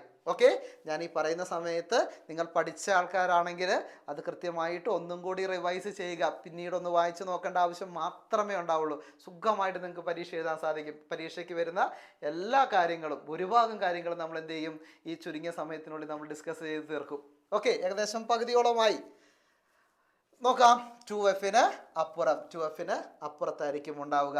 ദെൻ അതിൻ്റെ നേച്ചർ എങ്ങനെയായിരിക്കും, അതിൻ്റെ നേച്ചർ, അതിൻ്റെ പിന്നെ സ്വഭാവം എങ്ങനെയായിരിക്കും ഒന്നും നോക്കണ്ട അല്ലേ, നമ്മൾ പഠിച്ച സാധനങ്ങൾ തന്നെ. Real and inverted, real and inverted, യഥാർത്ഥമാണ്, യഥാർത്ഥമാണ്, തലകീഴായതാണ്. ഓക്കെ, എല്ലായിടത്തും നമ്മൾ ഇത് തന്നെയാണ് പറഞ്ഞ, കീഴായത്, തലകീഴായത്. ദെൻ സൈസ്, ഇവിടെ സൈസിന് വലിയ പ്രാധാന്യം. സൈസ് അല്ലെങ്കിൽ അതിൻ്റെ വലുപ്പം എന്ന് പറയുന്നത് കാണുമ്പോഴേ നമുക്ക് മനസ്സിലാകും ഇത് ഇത്രയേ ഉള്ളൂ, ഇത് വലിയ സാധനമാണ്, ഇത്രയും വലിപ്പമുണ്ട്. അപ്പോൾ സൈസ് എന്ത് ചെയ്തു, കൂടി. സൈസ് കൂടിയിട്ടുണ്ടെങ്കിൽ നമ്മൾ എന്ത് വാക്ക് ഉപയോഗിക്കും, എൻലാർജ്ഡ്. എന്ത് ചെയ്യും, എൻലാർജർ ആണ്. ഇതിൻ്റെ വലിപ്പം എങ്ങനെയാണ്, എൻലാർജ്ഡ്, വലിപ്പം കൂടി, എൻലാർജ്ഡായി. ഓക്കെ, വലുതാണ്. ഓക്കെ, ഒബ്ജക്റ്റിനേക്കാൾ, വസ്തുവിനേക്കാൾ വലുത്, വലുതെന്ന് എഴുതാം, ഇല്ലെങ്കിൽ വസ്തുവിനേക്കാൾ വലുത് എന്ന് എഴുതാം. അപ്പോൾ ഒബ്ജക്റ്റ് ഇച്ചിരി വലുപ്പത്തിൽ സ്ക്രീനിൽ കാണണമെങ്കിൽ നമ്മൾ ഇമേജ് ലെൻസ് ഉപയോഗിച്ച് വലുപ്പത്തിൽ കാണണമെങ്കിൽ എവിടെ കൊണ്ടുപോയി വെക്കണം അവനെ, 2Fനും ഇടയിൽ വെക്കണം, മറക്കരുത്. അതാണ് അവിടുത്തെ പോയിന്റ്. 2Fനും ഇടയിൽ വെച്ച് കഴിഞ്ഞാൽ നമുക്കുണ്ടാകുന്ന ഇമേജിനെ വലുതായിട്ട് സ്ക്രീനിൽ പതിപ്പിക്കാം. സ്ക്രീനിൽ പതിപ്പിക്കാമെന്ന് പറയാൻ കാരണം ഉണ്ടാകുന്ന ഇമേജ് എന്താണ്, real and inverter, real image ആണ്. റിയൽ ഇമേജിനെ നമുക്ക് എവിടെ പതിപ്പിക്കാൻ പറ്റും, സ്ക്രീനിനകത്ത് പതിപ്പിക്കാൻ വേണ്ടി പറ്റും. അപ്പോൾ സ്ക്രീനിൽ പതിപ്പിക്കാൻ പാകത്തിന് നമുക്ക് വലുതായിട്ട് ഒരു ഒബ്ജക്റ്റ് കിട്ടണമെങ്കിൽ അവന് എവിടെ കൊണ്ടുപോയി വെക്കണം, Fനും 2Fനും, അത് ഓർത്തിരിക്കണം കേട്ടോ. Fനും 2Fനും ഇടയിൽ വെച്ച് കഴിഞ്ഞാൽ ആ ഒബ്ജക്റ്റിനെ, ഇപ്പോൾ എൻ്റെ കയ്യിൽ ഒരു ഒബ്ജക്റ്റിനെ മെഴുകുതിരി കത്തിച്ച് വെച്ചേക്കാമെന്ന് വിചാരിച്ചോളൂ, എൻ്റെ കയ്യിരിക്കുന്ന ലെൻസാണെന്ന് വിചാരിച്ചോളൂ. Fനും 2Fനും ഇടയിലാണ് ഞാനിപ്പം വെച്ചതെങ്കിൽ ഈ പ്രകാശം ഇതിനകത്ത് തട്ടി നമുക്ക് അപ്പുറത്തെ ഭിത്തിയിൽ വലുതായിട്ട് തലകീഴായിട്ട് ആ മെഴുകുതിരിനെ കാണാൻ വേണ്ടി പറ്റും. അപ്പോൾ ഒബ്ജക്റ്റിനെ വലുപ്പത്തിൽ കാണണമെങ്കിൽ, വലുപ്പമുള്ള ഇമേജിൽ കാണണമെങ്കിൽ എവിടെ വെക്കണം, Fനും 2Fനും ഇടയിൽ ആരെ കൊണ്ടുപോയി വെക്കണം, ഒബ്ജക്റ്റിനെ, വസ്തുവിനെ പ്ലേസ് ചെയ്യണം, കൊണ്ടുപോയി വെക്കണം. Got it? അവിടെ മനസ്സിലാക്കേണ്ട പോയിന്റ് അതാണ്. ഓക്കെ, ദെൻ ഇനി അടുത്ത ചിത്രത്തിലേക്ക് പോകാം. അടുത്ത ചിത്രത്തിലേക്ക് വന്നാൽ വസ്തു എഫിൽ ഫോക്കസിലാണ് വെച്ചതെങ്കിൽ എന്ത് സംഭവിക്കും, ഫോക്കസിൽ വെക്കുകയാണ്. ലിസൺ, ഫോക്കസിൽ ഒബ്ജക്റ്റിനെ വെച്ചിരിക്കുന്നു. ഒരെണ്ണം എന്ത് ചെയ്തു, പാരലായിട്ട് പോയി, സമാന്തരമായിട്ട് പോയവൻ ഏതിലൂടെ വന്നു, ഫോക്കസിലൂടെ തിരിച്ചു പോയി. അടുത്തവൻ ഏതിലൂടെ പോകും, നിങ്ങൾക്കറിയാം ഏതിലൂടെ പോകും, ഫോക്കസിലൂടെ, ഒപ്റ്റിക് സെന്ററിലൂടെ, പ്രകാശിക അക്ഷത്തിലൂടെ പോകും. അവൻ എന്തുണ്ടാവില്ല, വരച്ചയിൽ മാറിപ്പോയി, അവന് എന്തുണ്ടാവില്ല, മാറ്റം ഉണ്ടാവില്ല. ലിസൺ, ഞാൻ അങ്ങോട്ടേക്ക് ചെരിച്ച് വരച്ചതാണ്. ഇത് എങ്ങനെയായിരിക്കും പോവുക, ഇത് ഇങ്ങനെ പോകും. എങ്ങനെ പോകും, ഇങ്ങനെ പോകും. ഞാൻ വരച്ചപ്പോൾ അങ്ങോട്ട് മാറിപ്പോയതാണ് കേട്ടോ, മാറിപ്പോകല്ലേ. ഓക്കെ, എന്ത് ചെയ്യും, ഇങ്ങനെ പോകും. ഇത് എവിടെയെങ്കിലും കൂട്ടിമുട്ടുന്നുണ്ടോ, എവിടെയും കൂട്ടിമുട്ടുന്നില്ല. ഇതിങ്ങനെ പാരലായിട്ടാണ്, ഒരേ ഡിസ്റ്റൻസിലാണ് ഈ സാധനം പോകുന്നത്. എവിടെയാണെങ്കിൽ, എഫിലാണെങ്കിൽ. അങ്ങനെയാണെങ്കിൽ ഇത് കൂട്ടിമുട്ടുന്നിടത്ത് എന്തുണ്ടാവുള്ളൂ, പ്രതിബിംബം അല്ലെങ്കിൽ ഇമേജ് ഉണ്ടാവുന്നുള്ളൂ. ഇത് എവിടെയും കൂട്ടിമുട്ടുന്നില്ല, ബട്ട് നമ്മൾ എന്ത് സങ്കല്പിക്കുന്നു, ഇതങ്ങനെ പോകുമല്ലോ, അങ്ങെത്തിയിട്ടാണ് കൂട്ടിമുട്ടുന്നത്. എവിടെ, അറ്റ് ഇൻഫിനിറ്റിയിൽ, അനന്തത്തിൽ കുറേ ദൂരത്താണ്, അങ്ങ് പോയിട്ടാണ് എന്ത് ചെയ്യുന്നത്, ഇത് കൂട്ടിമുട്ടുന്നത്. അപ്പോൾ എന്താണ്, ഇൻഫിനിറ്റിയിലാണ് ഈ ഇമേജ് അല്ലെങ്കിൽ പ്രതിബിംബം രൂപപ്പെടുത്തത്. അറ്റ് ഇൻഫിനിറ്റി ആണ്, ശ്രദ്ധിക്കണം കേട്ടോ, അറ്റ് ഇൻഫിനിറ്റി. എന്തുകൊണ്ടാണ് അങ്ങനെ പറഞ്ഞത്, ലവന്മാർ കൂട്ടിമുട്ടിയില്ലാന്നേ, രണ്ടുപേരും ഒരേപോലെ പോകുന്നു, അങ്ങനെ അങ്ങ് പോയേക്കുവാണ്. അപ്പോൾ എവിടെ പോയി കൂട്ടിമുട്ടും, ഇൻഫിനിറ്റിയിൽ, അനന്തതയിൽ പോയി കൂട്ടിമുട്ടും. അങ്ങനെയെങ്കിൽ ഇമേജ് ഫോം ചെയ്യുന്നത് ഇൻഫിനിറ്റിയിൽ അല്ലെങ്കിൽ അനന്തതയിലായിരിക്കും. അനന്തതയിലായിരിക്കും എന്ത് ചെയ്യുക, ഇമേജ് അല്ലെങ്കിൽ പ്രതിബിംബം രൂപപ്പെടുക. ദെൻ അടുത്തത് നേച്ചർ സെയിം. എന്താണ്, റിയൽ ആൻഡ് ഇൻവെർട്ടഡ്, യഥാർത്ഥവും തലകീഴായതും. റിയൽ ആൻഡ് ഇൻവെർട്ടഡ്, യഥാർത്ഥമാണ്, അതേപോലെ എന്താണ്, തലകീഴായതാണ്. ഓക്കെ, ദെൻ സൈസ് അല്ലെങ്കിൽ വലിപ്പം. നേരത്തെ തന്നെ നല്ല വലിപ്പം ഉണ്ടായിരുന്നു അല്ലേ, ഇനിയും ഈ സാധനം അടുത്തേക്ക് വരുമ്പോൾ വലിപ്പം കൂടുകയുള്ളൂ. എൻലാർജ്ഡ് നിങ്ങൾക്ക് എഴുതാം, അല്ലെങ്കിൽ മാഗ്നിഫൈഡ്. എവിടെയോ പോയിട്ടാണ് കൂട്ടിമുട്ടുന്നത്. ഇവിടെ എത്തിയപ്പോൾ തന്നെ നല്ല വലിപ്പം ഉണ്ടായിരുന്നു. അങ്ങനെയെങ്കിൽ അനന്തതയിലേക്ക് എനിക്ക് ഇൻഫിനിറ്റിയിലാണ് കൂട്ടിമുട്ടുന്നതെങ്കിൽ എന്തായിരിക്കും? വളരെ വലുതായിരിക്കും. നിങ്ങൾക്ക് മാഗ്നിഫൈഡ് എന്നോ അല്ലെങ്കിൽ എൻലാർജ്ഡ് എന്നോ, വളരെ വലുത് എന്നോ നിങ്ങൾക്ക് എഴുതാം. ഓക്കെ, വലിപ്പം വളരെ വലുത് അല്ലെങ്കിൽ മാഗ്നിഫൈഡ് അല്ലെങ്കിൽ എൻലാർജ്ഡ്, ഏത് വേണമെങ്കിലും ഉപയോഗിച്ചോളൂ കേട്ടോ, നോ പ്രോബ്ലം. ഓക്കെ, അപ്പം ഇതിൻ്റെ കണ്ടീഷൻ നമ്മൾ പഠിച്ചു. ദെൻ അടുത്തതിലേക്ക് പോകുന്നു. അവനെ നമുക്ക് വളരെ പ്രാധാന്യമുള്ള ഒരു ഇമേജാണിത്. വളരെ പ്രാധാന്യമുള്ള ഇമേജ്. Listen here.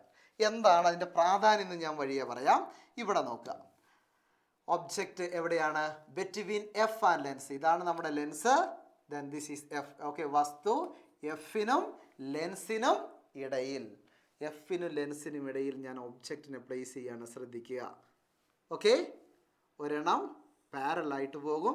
പാരലായിട്ട് പോകുന്നത് ഫോക്കസിലൂടെ പോകും, നിങ്ങൾക്കറിയാം. അടുത്തത് ഏതിലൂടെ പോകും? ഒപ്റ്റിക് സെൻറ്ററിലൂടെ പോകും. അടുത്ത ഏതിലൂടെ പോകും? ഒപ്റ്റിക് സെൻറ്ററിലൂടെയാണ് പോവുക. ഒപ്റ്റിക് സെൻറ്ററിലൂടെ പോകും. ഇതെവിടെയെങ്കിലും കൂട്ടിമുട്ടുന്നുണ്ടോ?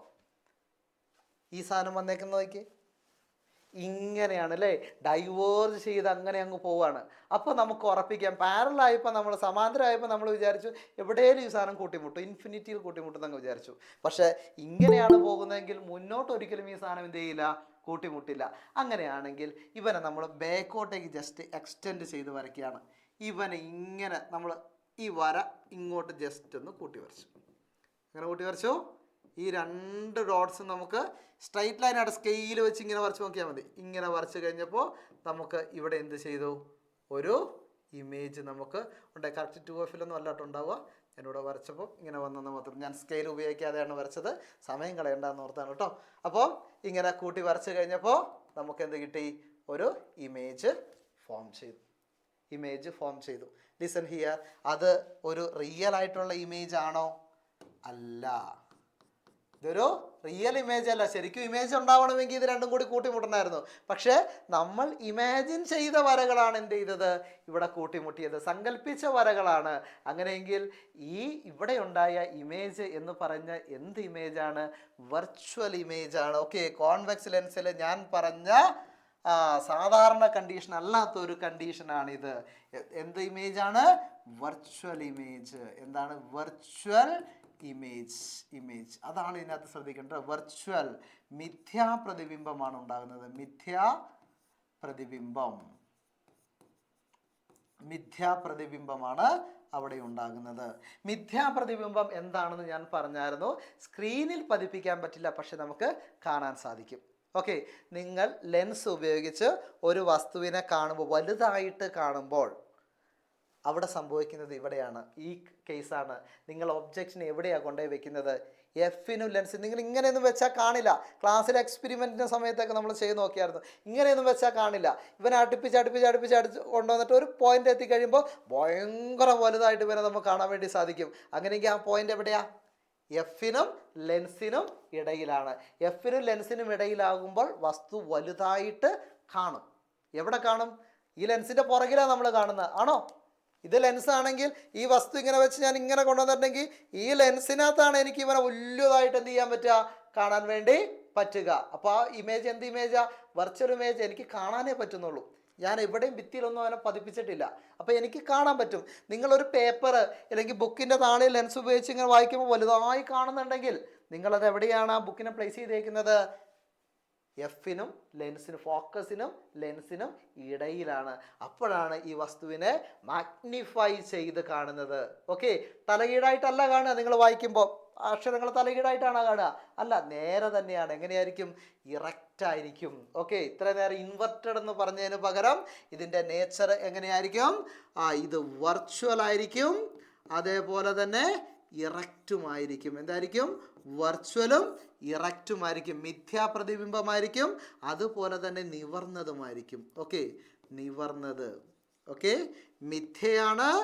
അതേപോലെ തന്നെ നിവർന്നതുമായിട്ടുള്ള പ്രതിബിംബമാണ് ഉണ്ടാക്കുന്നത്. ശ്രദ്ധിക്കുക, ഒബ്ജക്റ്റിനെ വലുപ്പത്തിൽ നമുക്ക് കാണാൻ വേണ്ടിയിട്ട്, സ്ക്രീനിൽ പതിപ്പിക്കാനല്ല, കാണാൻ വേണ്ടിയിട്ട് നമ്മൾ അവനെ ഫോക്കസിനും ലെൻസിനും ഇടയിലായിരിക്കും നമ്മൾ വെക്കുക.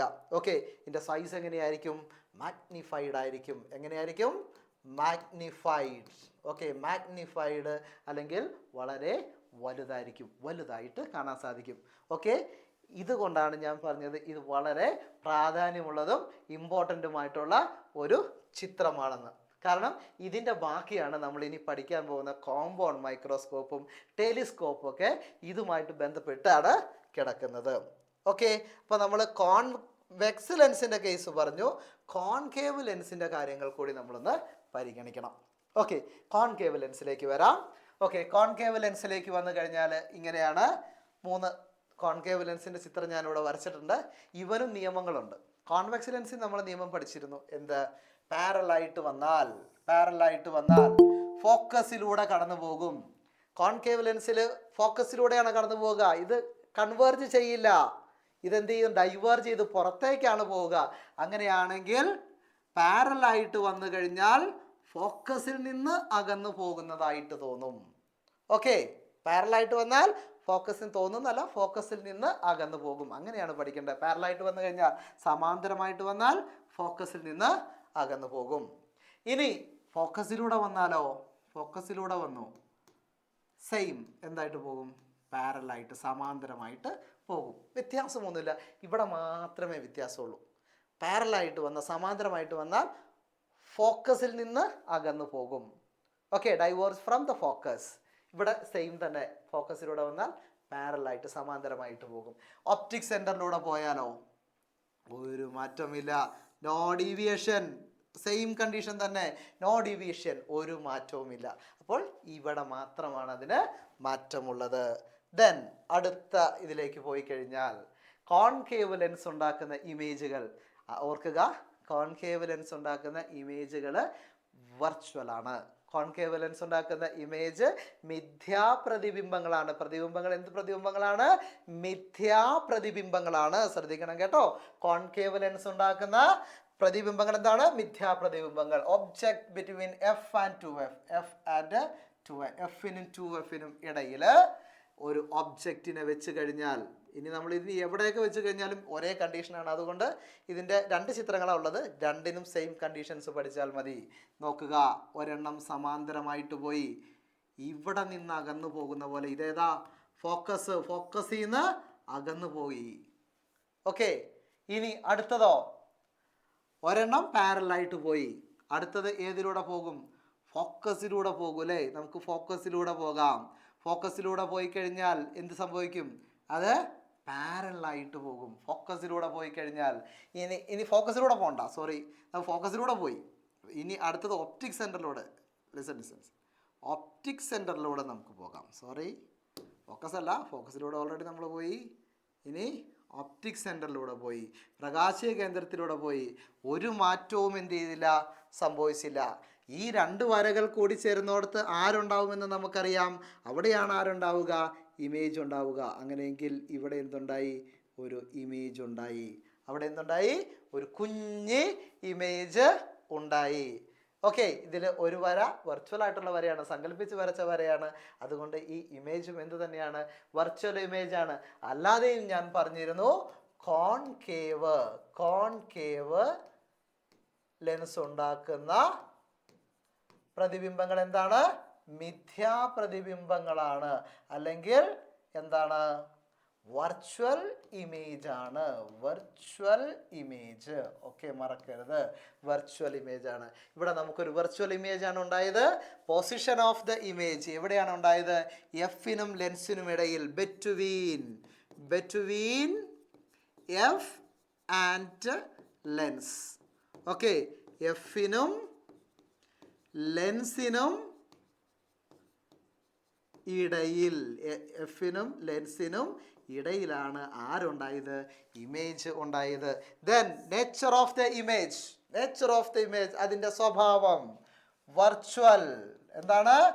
Virtual and erect.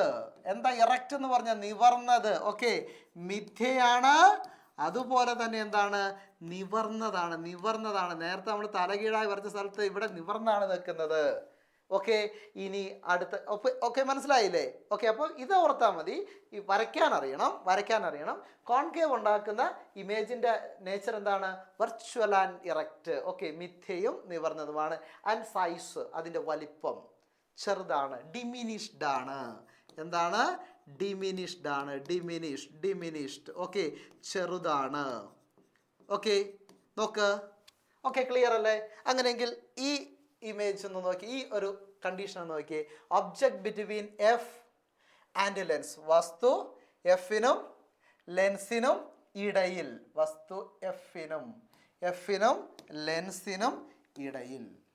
വരച്ച് നോക്കിക്കേ, ഒരു വ്യത്യാസം ഉണ്ടാവില്ല. സെയിം കണ്ടീഷൻ, സെയിം സാധനം തന്നെ കിട്ടും. ഓക്കെ, പുതുമകളൊന്നും ഇല്ലാത്തത് കൊണ്ട് എന്ത് ചെയ്യുന്നില്ല, നമ്മൾ ഇത് വരയ്ക്കുന്നില്ല. നിങ്ങൾ വെറുതെ ഒന്ന് റഫായിട്ട് വരച്ച് നോക്കിയാൽ മതി. സെയിം കണ്ടീഷനിലാണ്, അഡീഷണൽ ആയിട്ട് ഒന്നും ഇല്ല. അപ്പോൾ നമ്മളിനി പാഠത്തിൻ്റെ അടുത്ത ഭാഗത്തേക്ക് കടക്കുകയാണ്. ഇനി കുറച്ച് 2-3 ഇമ്പോർട്ടൻറ്റ് പോയിൻറ്റ്സും കൂടി കഴിഞ്ഞ് കഴിഞ്ഞാൽ ഈ പാഠം കഴിഞ്ഞു. ഒരു പക്ഷേ ഈ പാഠത്തിൻ്റെ ഏറ്റവും ഇമ്പോർട്ടൻ്റ് ആയ സാധനങ്ങൾ കിടക്കുന്നതും എവിടെയാണ്? ഈ ഭാഗത്ത് ആണ്. ഓക്കെ, നമ്മുടെ ഇന്നത്തെ വീഡിയോയിൽ നമ്മൾ കണക്കുകൾ നമ്മൾ എന്ത് ചെയ്യുന്നില്ല, എല്ലാം നമ്മൾ ചെയ്യുന്നില്ല. നിങ്ങൾക്ക് ആവശ്യമെങ്കിൽ നിങ്ങൾ കമൻറ്റ് ചെയ്യുകയാണെങ്കിൽ നമുക്ക് അതിന് ആവശ്യമായിട്ടുള്ള മറ്റൊരു വീഡിയോസ് പിന്നീട് എന്ത് ചെയ്യുന്നതായിരിക്കും, തയ്യാറാക്കി നിങ്ങൾക്ക് നൽകുന്നതായിരിക്കും.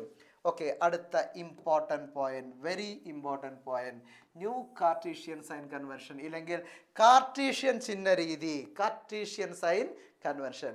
അപ്പോൾ ഈ നമ്മുടെ പ്രകാശവും ലെൻസും ഒക്കെ ആയിട്ടുള്ള കണക്കുകളൊക്കെ നമുക്ക് ചെയ്യണമെങ്കിൽ നമുക്ക് എന്താണ്, ഒരു പ്രത്യേക രീതി വേണം. ഓക്കെ, ആ രീതിയാണ് എന്ത്, new Cartesian sign convention. Image ഓർക്കണം. ഒരുപക്ഷെ പരീക്ഷയ്ക്ക് എന്താണ് ഇതിൻ്റെ മെഷർമെൻ്റ് ഒക്കെ തന്നിട്ട് പോസിറ്റീവാണോ നെഗറ്റീവാണോ എന്നൊക്കെ രീതിയിൽ ചോദിക്കാൻ സാധ്യതയുണ്ട്.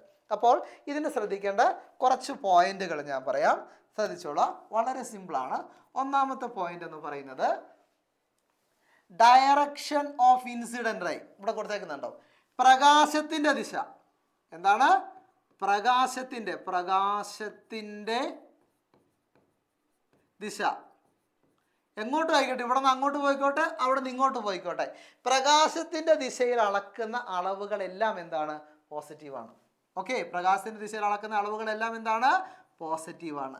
പ്രകാശം ഇവിടെ നിന്ന് അങ്ങോട്ട് പോയി കഴിഞ്ഞാൽ ആ അളവുകളെല്ലാം എന്താണ്? പോസിറ്റീവാണ്. പക്ഷേ അത് അളക്കുന്നത് എവിടെ നിന്നാണ്? ഓപ്റ്റിക് സെൻറ്ററിൽ നിന്നാണ്. അതായത് പ്രകാശം ഇവിടെ നിന്ന് അങ്ങോട്ടേക്കാണ് പോയത്. നോക്ക്, പ്രകാശം. ഓക്കെ, ഇവിടെ നിന്ന് അങ്ങോട്ടേക്കാണ് പോയത്.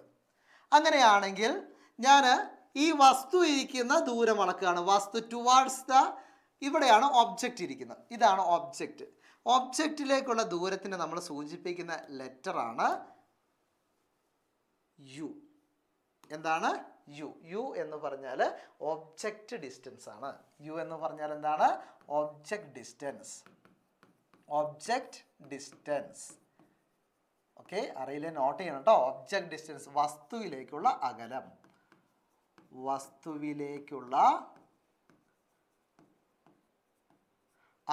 വസ്തുവിലേക്കുള്ള അകലം അതിനെയാണ് നമ്മൾ യു എന്ന് പറയുന്നത്. ദെൻ എവിടെയാണോ ഇമേജ് ഉണ്ടായത്, അതായത് പ്രതിബിംബം ഉണ്ടായത്, ആ അകലത്തിനെയാണ് നമ്മൾ എന്ത് വിളിക്കുന്നത്? വി എന്ന് സൂചിപ്പിക്കും.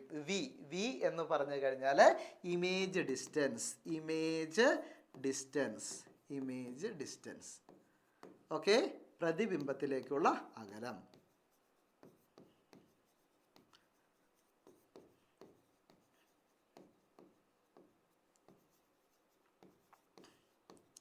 ഓക്കെ, അവിടെ നിൽക്കട്ടെ. ഇനി ഈ 2 കാര്യങ്ങൾ അറിയണം. ഞാൻ ഈ അറിയാതെ വാക്കുകൾ ഉപയോഗിച്ച് കഴിഞ്ഞാൽ നിങ്ങൾക്ക് കൺഫ്യൂഷൻ ആകാതിരിക്കാൻ വേണ്ടിയിട്ടാണ്. അപ്പോൾ പ്രകാശത്തിൻ്റെ ദിശയിലേക്ക് അളക്കുകയാണെങ്കിൽ, ഓക്കെ, അങ്ങോട്ടേക്കാണ് അളവ് വരുന്നെങ്കിൽ പോസിറ്റീവായിട്ട് എടുക്കണം.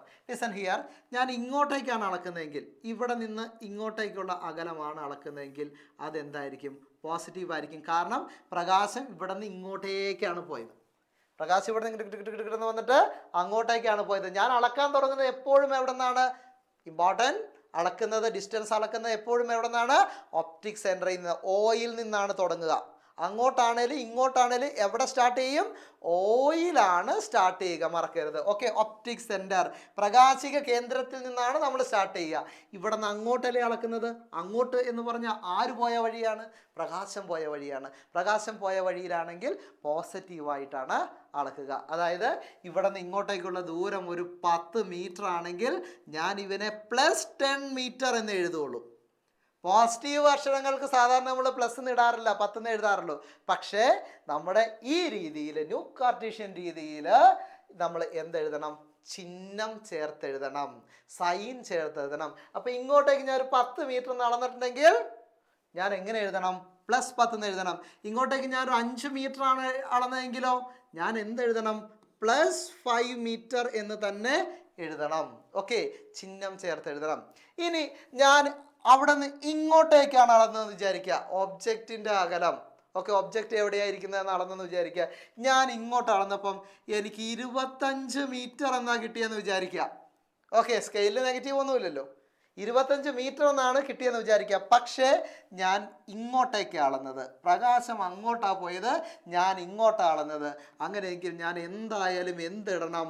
മൈനസ് ചിഹ്നം അവിടെ ഇടണം. എനിക്ക് എങ്ങനെ എഴുതാൻ പാടുള്ളൂ അവനെ? -25 എന്ന് എഴുതാവുള്ളൂ. കാരണം എന്താ? പ്രകാശം അങ്ങോട്ട് പോയി, ഞാൻ അവിടെ നിന്ന് ഇങ്ങോട്ടേക്കാണ് അളന്നത്. ഓക്കെ, അതായത് ടുവാർഡ്സ് ദ ലെഫ്റ്റ്, പ്രകാശത്തിന് ഓപ്പോസിറ്റ് ആണ് ഞാൻ എന്ത് ചെയ്തത്? അളന്നത്. അങ്ങനെയെങ്കിൽ ഞാൻ അവിടെ എന്ത് എഴുതാൻ പാടുള്ളൂ? നെഗറ്റീവ് ചിഹ്നം ഇടണം. ഇനി ഞാൻ ഇങ്ങോട്ട് 10 മീറ്റർ ആണ് അളന്നതെങ്കിൽ ഞാൻ എന്തെഴുതണം? എഴുതുമ്പോൾ ഞാൻ -10 എന്ന് എഴുതണം. ഇപ്പോൾ ഈ -10 കൊണ്ട് എനിക്ക് എന്ത് മനസ്സിലാക്കാം? ഞാനിത് അളന്നേക്കുന്നത് ലൈറ്റിൻ്റെ ഓപ്പോസിറ്റ് ഡയറക്ഷനിലാണ്. ഇവിടുത്തെ +10 കൊണ്ടോ 5 കൊണ്ടോ എനിക്ക് എന്തർത്ഥമാക്കാം? ലൈറ്റിൻ്റെ ഡയറക്ഷന്, പ്രകാശത്തിൻ്റെ ദിശയിലാണ് ഞാൻ അളന്നതെന്ന് നമുക്ക് മനസ്സിലാക്കാൻ വേണ്ടി പറ്റും. ഇനി അടുത്ത കാര്യമാണ് മുകളിലേക്കുള്ള അളവ്. മുകളിലേക്കുള്ള അളവ് പോസിറ്റീവായിരിക്കും. ഇപ്പോൾ ഈ ഒബ്ജക്റ്റിന് ഒരു 20 സെൻറ്റിമീറ്റർ നീളമുണ്ടെന്ന് വിചാരിക്കുക. നമ്മുടെ ഒബ്ജക്റ്റാണ്. ഈ ഒബ്ജക്റ്റിന് 20 സെൻറ്റിമീറ്റർ നീളമുണ്ടെന്ന് വിചാരിക്കുക. ഒബ്ജക്റ്റ് എവിടെ പ്ലേസ് ചെയ്തേക്കുന്നത്? ഇവിടെ നിന്ന് ഇങ്ങോട്ടേക്കാണ്. അങ്ങനെയെങ്കിൽ ഞാൻ എന്താ എഴുതേണ്ടത്? +20 സെൻറ്റിമീറ്റർ എന്ന് എഴുതണം. ഓക്കെ, മുകളിലേക്ക് പോസിറ്റീവ്, അപ്പോൾ താഴേക്ക് എന്തായിരിക്കും?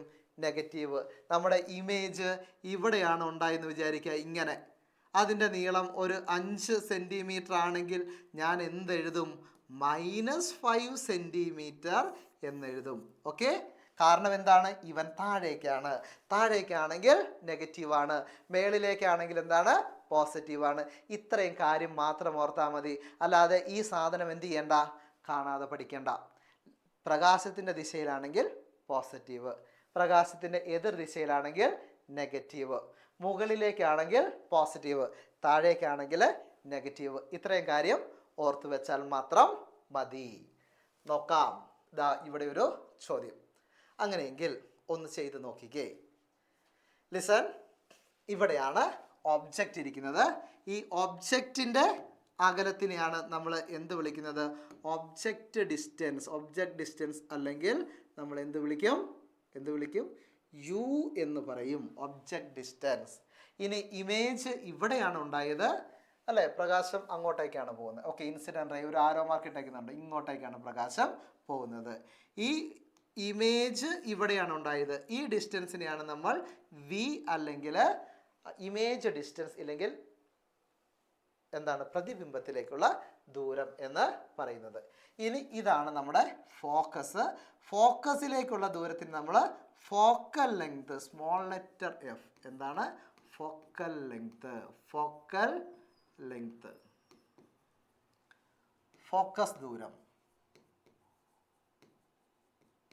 സ്മോൾ ലെറ്റർ എഫ് ആണ് കേട്ടോ, ഫോക്കസ് ദൂരം എന്ന് പറയും.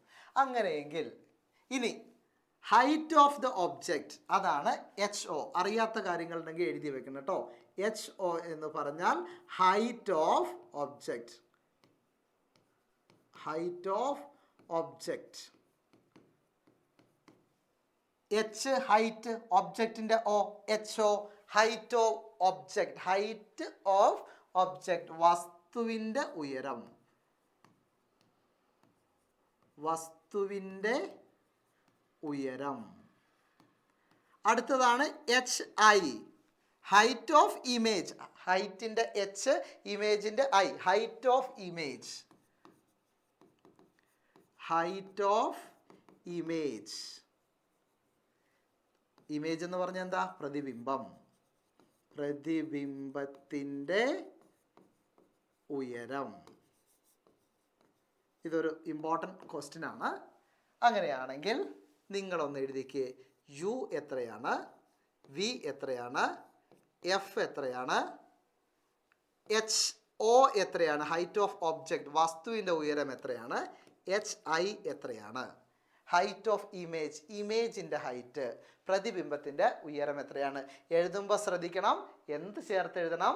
ചിഹ്നം ചേർത്ത് എഴുതണം. എന്ത് എഴുതണം? പ്ലസ് ആണെങ്കിൽ പ്ലസ് എന്നും മൈനസ് ആണെങ്കിൽ മൈനസ് എന്നും ചേർത്ത് എഴുതണം. ഒന്ന് നോക്കിക്കേ. ഓക്കെ, അപ്പോൾ u is equal to u u u u u ഇതാണല്ലേ. പ്രകാശം എങ്ങോട്ട് പോയി? പ്രകാശം ഇങ്ങോട്ട് പോയി. യുവിനെ പക്ഷെ നമ്മൾ എവിടെ നിന്നാണ് അളന്നത്? ഇവിടെ നിന്ന് ഇങ്ങോട്ടേക്ക് അളന്നത്. അപ്പോൾ അവിടെ എന്ത് ചിഹ്നം വരും? അവിടെ മൈനസ് ചിഹ്നം വരും. കാരണം പ്രകാശത്തിൻ്റെ എതിർ ദിശയിലാണ്, ഓപ്പോസിറ്റ് ഡയറക്ഷനിലാണ് അളന്നത്. അങ്ങനെയെങ്കിൽ ഈ നീളം എത്രയാണ്? ഇവിടെ നിന്ന് ഇങ്ങോട്ടേക്ക് എത്രയെന്ന് പറഞ്ഞാൽ 25 സെൻറ്റിമീറ്റർ. അപ്പോൾ -25 സെൻറ്റിമീറ്റർ. എന്ത് കിട്ടി? -25 സെൻറ്റിമീറ്റർ എന്ന് കിട്ടി. സെൻറ്റിമീറ്റർ എന്നല്ല എന്നേക്കുന്നത്, എസ് സെൻറ്റിമീറ്റർ. ഇനി അടുത്തത് വി. വി ഇതാണല്ലേ, ഇമേജിലേക്കാണ്. ഇവിടെ പ്രകാശം അങ്ങോട്ടാണ് പോയത്, ഇവിടെ നിന്ന് അങ്ങോട്ടേക്കാണ് നമ്മൾ അളക്കുന്നത്. എത്ര? 100 സെൻറ്റിമീറ്റർ. അങ്ങനെയെങ്കിൽ വി 100 സെൻറ്റിമീറ്റർ എന്ന് എഴുതിയാൽ മതിയോ? പോരാ, പ്രകാശത്തിൻ്റെ ദിശയിലാണ്, അതുകൊണ്ട് പോസിറ്റീവ്. +100 centimetre, +100 centimetre. ദെൻ അടുത്തത് ഫോക്കസ്. ഫോക്കസ് അങ്ങോട്ടാണ് അളക്കുക കേട്ടോ. കാരണം പ്രകാശം അങ്ങോട്ട് പോയതുകൊണ്ട് തിരിച്ച് ഇവിടെ ഫോക്കസ് ഉണ്ട്, പക്ഷേ ഇത് അളക്കില്ല, അങ്ങോട്ടേക്കാണ്. കാരണം ഈ പ്രകാശം എങ്ങോട്ടേക്കാണ്? ഇവിടെയാണ് പോയിട്ട് കൺവെർജ് ചെയ്യുക. അതുകൊണ്ട് അപ്പർ സൈഡിലെ ഫോക്കസ് ആണ് കണക്കാക്കുക. അങ്ങനെയെങ്കിൽ ഇവിടുന്ന് അങ്ങോട്ടേക്കുള്ള ദൂരം എത്രയാണ്? 20 സെൻറ്റിമീറ്റർ. നമുക്കിനി ചിഹ്നമിടണം. ചിഹ്നമിടാൻ വേണ്ടി നമ്മൾ ശ്രദ്ധിക്കേണ്ടത് പ്രകാശം എങ്ങോട്ടാണ് പോയതെന്ന് നോക്കുക. അങ്ങോട്ടാണ് പോയത്, അളന്നതും അങ്ങോട്ടാണ്. അങ്ങനെയെങ്കിൽ അവിടുത്തെ ചിഹ്നം plus, positive 20 centimetre, +20 centimetre. Okay, then അടുത്തത് H O, height of the object. ഒബ്ജക്റ്റിൻ്റെ ഹൈറ്റ്, മുകളിലേക്കാണ് ഒബ്ജക്റ്റ് ഇരിക്കുന്നത്. 1 സെൻറ്റിമീറ്റർ നമ്മൾ എഴുതി. മുകളിലേക്കുള്ള അളവ് എന്താണ്? പോസിറ്റീവ് ആണ്. അങ്ങനെയെങ്കിൽ +1 centimetre. Okay, very important. Okay, +1 centimetre. Then അടുത്തത് H I, height of the image, പ്രതിബിംബത്തിൻ്റെ ഉയരം എങ്ങോട്ടേക്കാണ്? താഴേക്കാണ്. താഴേക്കാണെങ്കിൽ ഇത് എത്രയാണെന്ന് ആദ്യം എഴുതി വെക്കാം, 4 സെൻറ്റിമീറ്റർ. എന്നിട്ട് നോക്കുക എന്താണ് ഡയറക്ഷൻ. താഴേക്കാണ്. താഴേക്കായതുകൊണ്ട് മൈനസ് ആണ് അല്ലേ, താഴേക്ക് മൈനസ് ആണ്. അങ്ങനെയെങ്കിൽ -4 സെൻറ്റിമീറ്റർ. കറക്റ്റ് ആണോ? ശരിയാണോ? ശരിയാണോ? ശരിയാണെങ്കിൽ ഒരു ലൈക്ക് പോരട്ടെ. Okay, very good, very good, very good, excellent, super. Then അടുത്തത് നമ്മൾ ഇതിൻ്റെ അവസാന ഭാഗങ്ങളിലേക്ക് കടക്കുന്നു. ലെൻസ് ഇക്വേഷൻ അല്ലെങ്കിൽ ലെൻസ് സമവാക്യം. എന്താണ് ലെൻസ് ഇക്വേഷൻ? Listen here. നേരത്തെ ഞാൻ പറഞ്ഞ യുവും വിയും ഒബ്ജക്റ്റൊക്കെ ഒന്ന് അടയാളപ്പെടുത്തിയ ഒരു ചിത്രമാണെന്ന് മാത്രമേ ഉള്ളൂ, അതിലേക്കൊന്നും ശ്രദ്ധിക്കേണ്ട. ഇവിടെ നോക്കുക, എന്താ ലെൻസ് ഇക്വേഷൻ? കാണാതെ തന്നെ പഠിക്കണം. 1/f = 1/v - 1/u. കാണാതെ പഠിക്കണം കേട്ടോ. ലെൻസ് ഇക്വേഷൻ ഇല്ലെങ്കിൽ ലെൻസ് ഫോർമുല, ലെൻസ് സമവാക്യം. Okay, 1/f = 1/v - 1/u. V എന്താണ് നമുക്കറിയാം, യു എന്താണ് നമുക്കറിയാം. വി എന്താണ്? ഇമേജ് ഡിസ്റ്റൻസ് ആണ്, പ്രതിബിംബത്തിലേക്കുള്ള ഉയരമാണ്, ദൂരമാണ്. അതേപോലെ തന്നെ യു അറിയാം, വസ്തുവിലേക്കുള്ള ദൂരമാണ്. എഫ് അറിയാം, ഫോക്കൽ ലെങ്ത് ആണ്. ഇനി ഇത് ഉപയോഗിച്ച് നമ്മളോട് ചോദിക്കുന്ന സാധനങ്ങൾ ഒന്നല്ലെങ്കിൽ ഫോക്കസ് കണ്ടുപിടിക്കാൻ ചോദിക്കും, അല്ലെങ്കിൽ നമ്മളോട് എന്ത് കണ്ടുപിടിക്കാൻ വേണ്ടി ചോദിക്കും? വി കണ്ടുപിടിക്കാൻ വേണ്ടി ചോദിക്കും. അതും അല്ലെങ്കിൽ നമ്മളോട് എന്ത് കണ്ടുപിടിക്കാൻ വേണ്ടി ചോദിക്കും? യു കണ്ടുപിടിക്കാൻ വേണ്ടി ചോദിക്കും. ഇനി ഈ ഇക്വേഷൻ ഉപയോഗിച്ച് തന്നെ ചെയ്യാം, അല്ലെങ്കിൽ ഒരു ഇക്വേഷൻ ഉണ്ടാക്കിയെടുക്കാം. എങ്ങനെ ഇക്വേഷൻ ഉണ്ടാക്കുന്നത്? ഇങ്ങനെ കേട്ടോ, നമ്മൾ ഇതിനെ ക്രോസ് മൾട്ടിപ്ലൈ ചെയ്യാണ്. 1/f ഈസ് ഈക്വൽ ടു എഴുതൊന്നും വേണ്ട 1 into U U minus 1 into V V divided by U into V അല്ലെങ്കിൽ V into U into V എന്ന് എഴുതാം. ഓക്കെ, ഇത് 1/f ആണ്, നമുക്ക് എഫ് ആണ് കിട്ടേണ്ടത്. So F is equal to ഇതിനെ തിരിച്ചിടുക, U V divided by U minus V, U V divided by U minus V. അപ്പോൾ നമുക്ക് എന്ത് കണ്ടുപിടിക്കാനുള്ള ഇക്വേഷൻ കിട്ടി? ഫോക്കസ് കണ്ടുപിടിക്കാനുള്ള ഇക്വേഷൻ കിട്ടി. ഒന്നല്ലെങ്കിൽ കാണാതെ പഠിക്കുക, ഇല്ലെങ്കിൽ മാത്സിൻ്റെ ഫ്രാക്ഷൻസ് നിങ്ങൾക്ക് അങ്ങോട്ടും ഇങ്ങോട്ടും ചെയ്യാൻ അറിഞ്ഞിരിക്കണം. ഇല്ലെങ്കിൽ നിർബന്ധമായിട്ട് ഇക്വേഷൻ പഠിക്കുക. ഇക്വേഷൻ പഠിച്ചോ, 3 എണ്ണല്ലേ പഠിക്കാനുള്ളൂ. Then V is equal to ഇങ്ങനെ എഴുതിയിട്ട് മനസ്സിലായെങ്കിൽ ഇങ്ങനെ എഴുതിക്കോ, എഫ് യു. ഓക്കെ, ഫു എന്ത് വേണേലും പഠിച്ചു, യു പ്ലസ് എഫ് അല്ലെങ്കിൽ f plus u. V is equal to f u divide by u plus f. Then u is equal to f v divided by v minus f. 3 equations നിർബന്ധമായിട്ടും പഠിക്കുക. Problems ചോദിക്കും, തന്നിട്ടുണ്ടാവും, 2 എണ്ണം തന്നിട്ട് 3-മത്തതേ കണ്ടുപിടിക്കാൻ പറയുള്ളൂ. ഒന്നല്ലെങ്കിൽ ചിത്രത്തിൽ നിന്ന് നമുക്ക് നോക്കി മനസ്സിലാക്കാൻ പറ്റും. നമ്മൾ ഇപ്പോഴത്തെ ചിത്രത്തിൽ കണ്ടുപിടിച്ചില്ലേ, ഇതിനകത്ത് ഇങ്ങനെ കണ്ടുപിടിച്ചില്ലേ, ഇങ്ങനെ കണ്ടുപിടിച്ചിട്ട് ഇത് ചിലപ്പോൾ എഫ് തന്നിട്ടുണ്ടാവില്ല, എഫ് കണ്ടുപിടിക്കാനായിരിക്കും പറയുക. ചിലപ്പോൾ വി തന്നിട്ടുണ്ടാവില്ല, വി കണ്ടുപിടിക്കാനായിരിക്കും പറയുക. ചിലപ്പോൾ യു തന്നിട്ടുണ്ടാവില്ല, യു കണ്ടുപിടിക്കാൻ. ഇതിൽ 3 എണ്ണം ഏതെങ്കിലുമൊക്കെ ആയിരിക്കും എന്ത് ചെയ്യുള്ളൂ, ചോദിക്കുകയുള്ളൂ.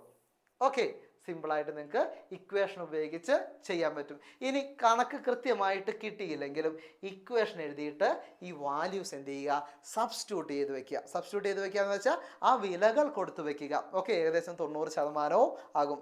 നഷ്ടപ്പെട്ടാൽ തന്നെ കുറച്ച് മാർക്കേ പോവുകയുള്ളൂ. ഓക്കെ, അതുകൊണ്ട് ഇക്വേഷൻ നിർബന്ധമാണ്, എഴുതി പഠിക്കുക.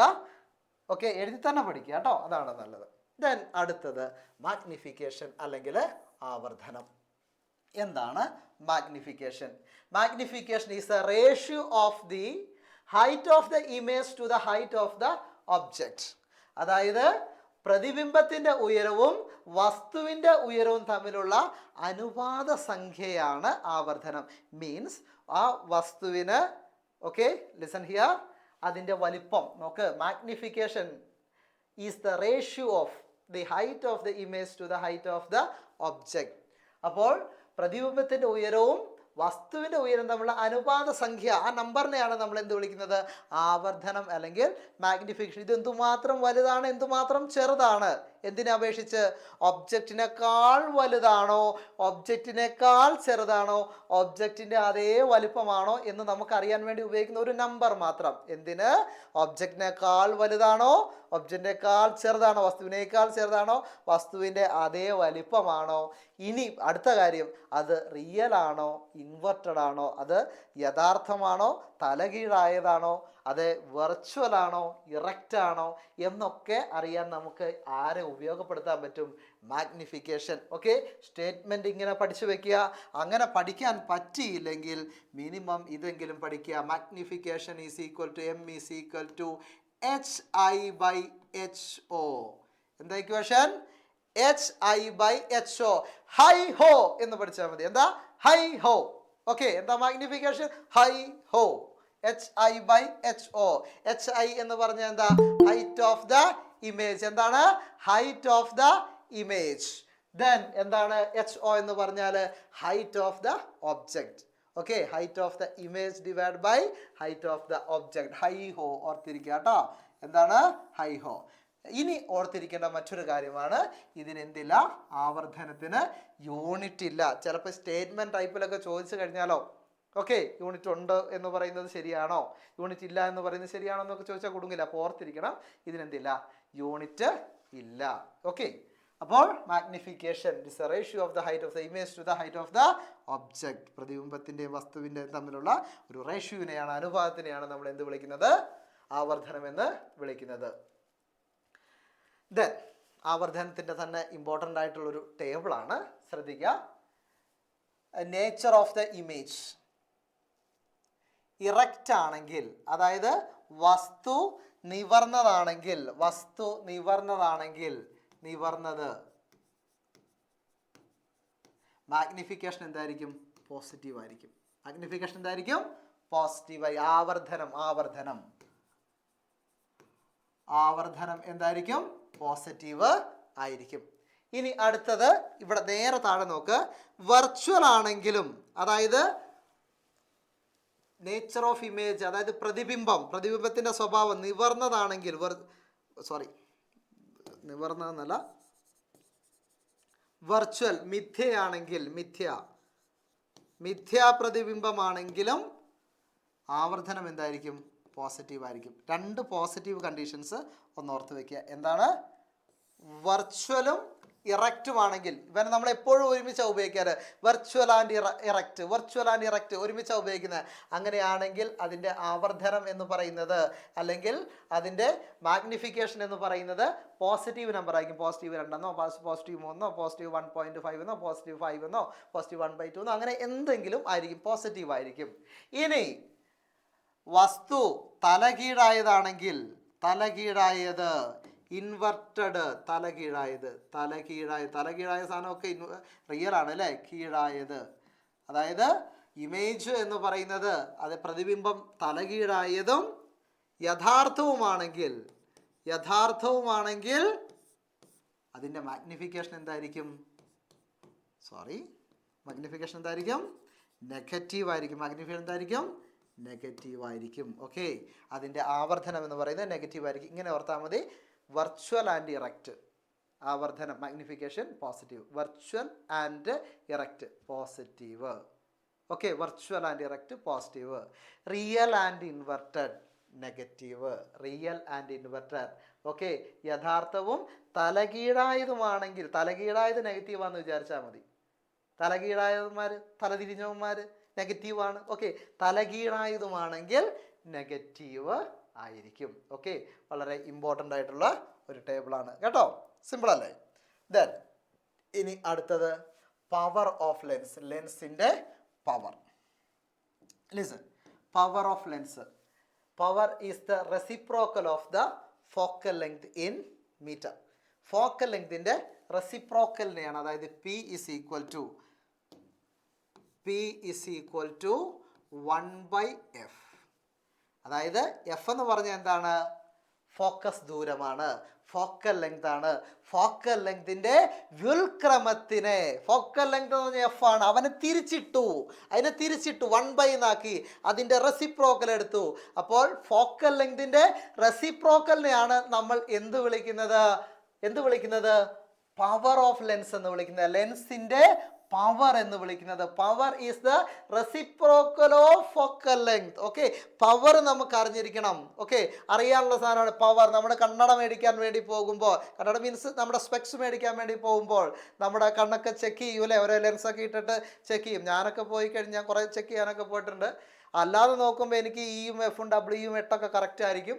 അതിട്ട് നോക്കി കഴിയുമ്പോൾ എനിക്ക് പറയണത്, എനിക്ക് ആ കൺഫ്യൂഷനാണ്. ഇനിയിപ്പോൾ അങ്ങോട്ടാണോ, അവർ ചോദിക്കില്ലേ ഇങ്ങോട്ടേക്കാണോ, ആ വര എങ്ങോട്ടാണ്, അപ്പോൾ നമുക്ക് കൺഫ്യൂഷൻ, ഇനി ഇങ്ങോട്ടേക്കാണോ തിരിച്ചിപ്പുറത്തേക്കാണോ എന്നൊക്കെ കൺഫ്യൂഷൻ വരും. ചിലപ്പോൾ എൻ്റെ കണ്ണ് കാണാത്തതുകൊണ്ടായിരിക്കാം, ഐ ഡോണ്ട് നോ. ഓക്കെ, എന്തായാലും അതിനൊക്കെ പരിശോധനയൊക്കെ കഴിഞ്ഞാൽ ഡോക്ടർമാരെ ഇങ്ങനെ എഴുതി തരും. ഇതാ കണ്ണാടി എടുത്തുകൊണ്ട് പോയിക്കോ എന്നല്ല പറയുക. നമ്മൾ ചെന്നിട്ട് നമുക്ക് ഇഷ്ടമുള്ള ഫ്രെയിമൊക്കെ നമ്മൾ ഒപ്റ്റിക്സ് കടയിൽ ചെന്നിട്ട് നമ്മൾ എന്ത് ചെയ്യും? തിരഞ്ഞെടുക്കുക, ഈ ഫ്രെയിം ഉള്ളത് മതി എന്ന് പറയും. അതിനുശേഷം അവർ പറയും ഇത്ര സമയം കഴിഞ്ഞിട്ടില്ലെങ്കിൽ നാളെയോ ഇല്ലെങ്കിൽ 2 ദിവസം കഴിഞ്ഞിട്ടോ എന്ത് ചെയ്യാൻ വരാൻ പറയും. ആ സമയത്ത് എന്ത് ചെയ്യും? നമ്മുടെ കണ്ണിന് ആവശ്യമായിട്ടുള്ള പവർ അനുസരിച്ചുള്ള ലെൻസ് അവരുണ്ടാക്കി നമുക്ക് വെച്ച് നമ്മൾ സുന്ദരിമാരൊക്കെ ആയിട്ട് എന്ത് ചെയ്യും? ഇത് വെച്ചുകൊണ്ട് ഇറങ്ങി വരും. ആ പവർ എന്തിലാണ് പറയുന്നത്? ഡയോപ്റ്ററിലാണ് പറയുന്നത്. എന്തിനാണ്? ഡയോപ്റ്റർ.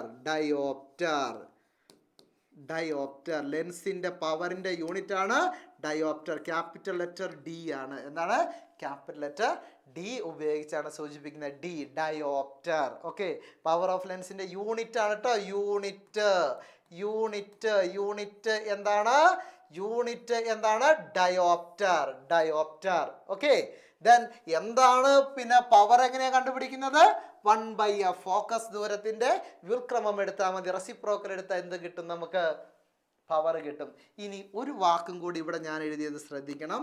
In metre.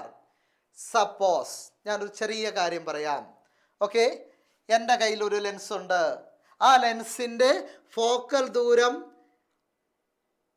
50 സെൻറ്റിമീറ്റർ ആണ് എന്ന് വിചാരിക്കുക. എൻ്റെ കയ്യിലുള്ള ലെൻസിൻ്റെ ഫോക്കൽ ദൂരം, ഫോക്കസ് ലെങ്ത്, അതായത് എഫ് എന്ന് പറയുന്നത് 50 സെൻറ്റിമീറ്റർ ആണെന്ന് വിചാരിക്കുക. അങ്ങനെയെങ്കിൽ ശ്രദ്ധിക്കുക മക്കളെ, വെരി ഇമ്പോർട്ടൻറ്റ്. ഞാൻ അവൻ്റെ പവർ കണ്ടുപിടിക്കാൻ പോവാണ്. എനിക്കറിയാം P is equal to 1/f ആണ്. P is equal to 1/f ആണ്. ദെൻ ഞാൻ എഴുതുകയാണ് P is equal to 1/50 centimetre എന്നെഴുതിയാൽ എനിക്ക് കുഴപ്പമില്ല. ഞാൻ ഇത് കണക്ക് ചെയ്യുമ്പോഴേക്കും ഇവനെ എന്തിലേക്ക് എനിക്ക് മാറ്റണം എന്നറിയോ? 50 സെൻറ്റിമീറ്ററിനെ എനിക്ക് എന്തിലേക്ക് മാറ്റിയിട്ടേ ചെയ്യാവുള്ളൂ?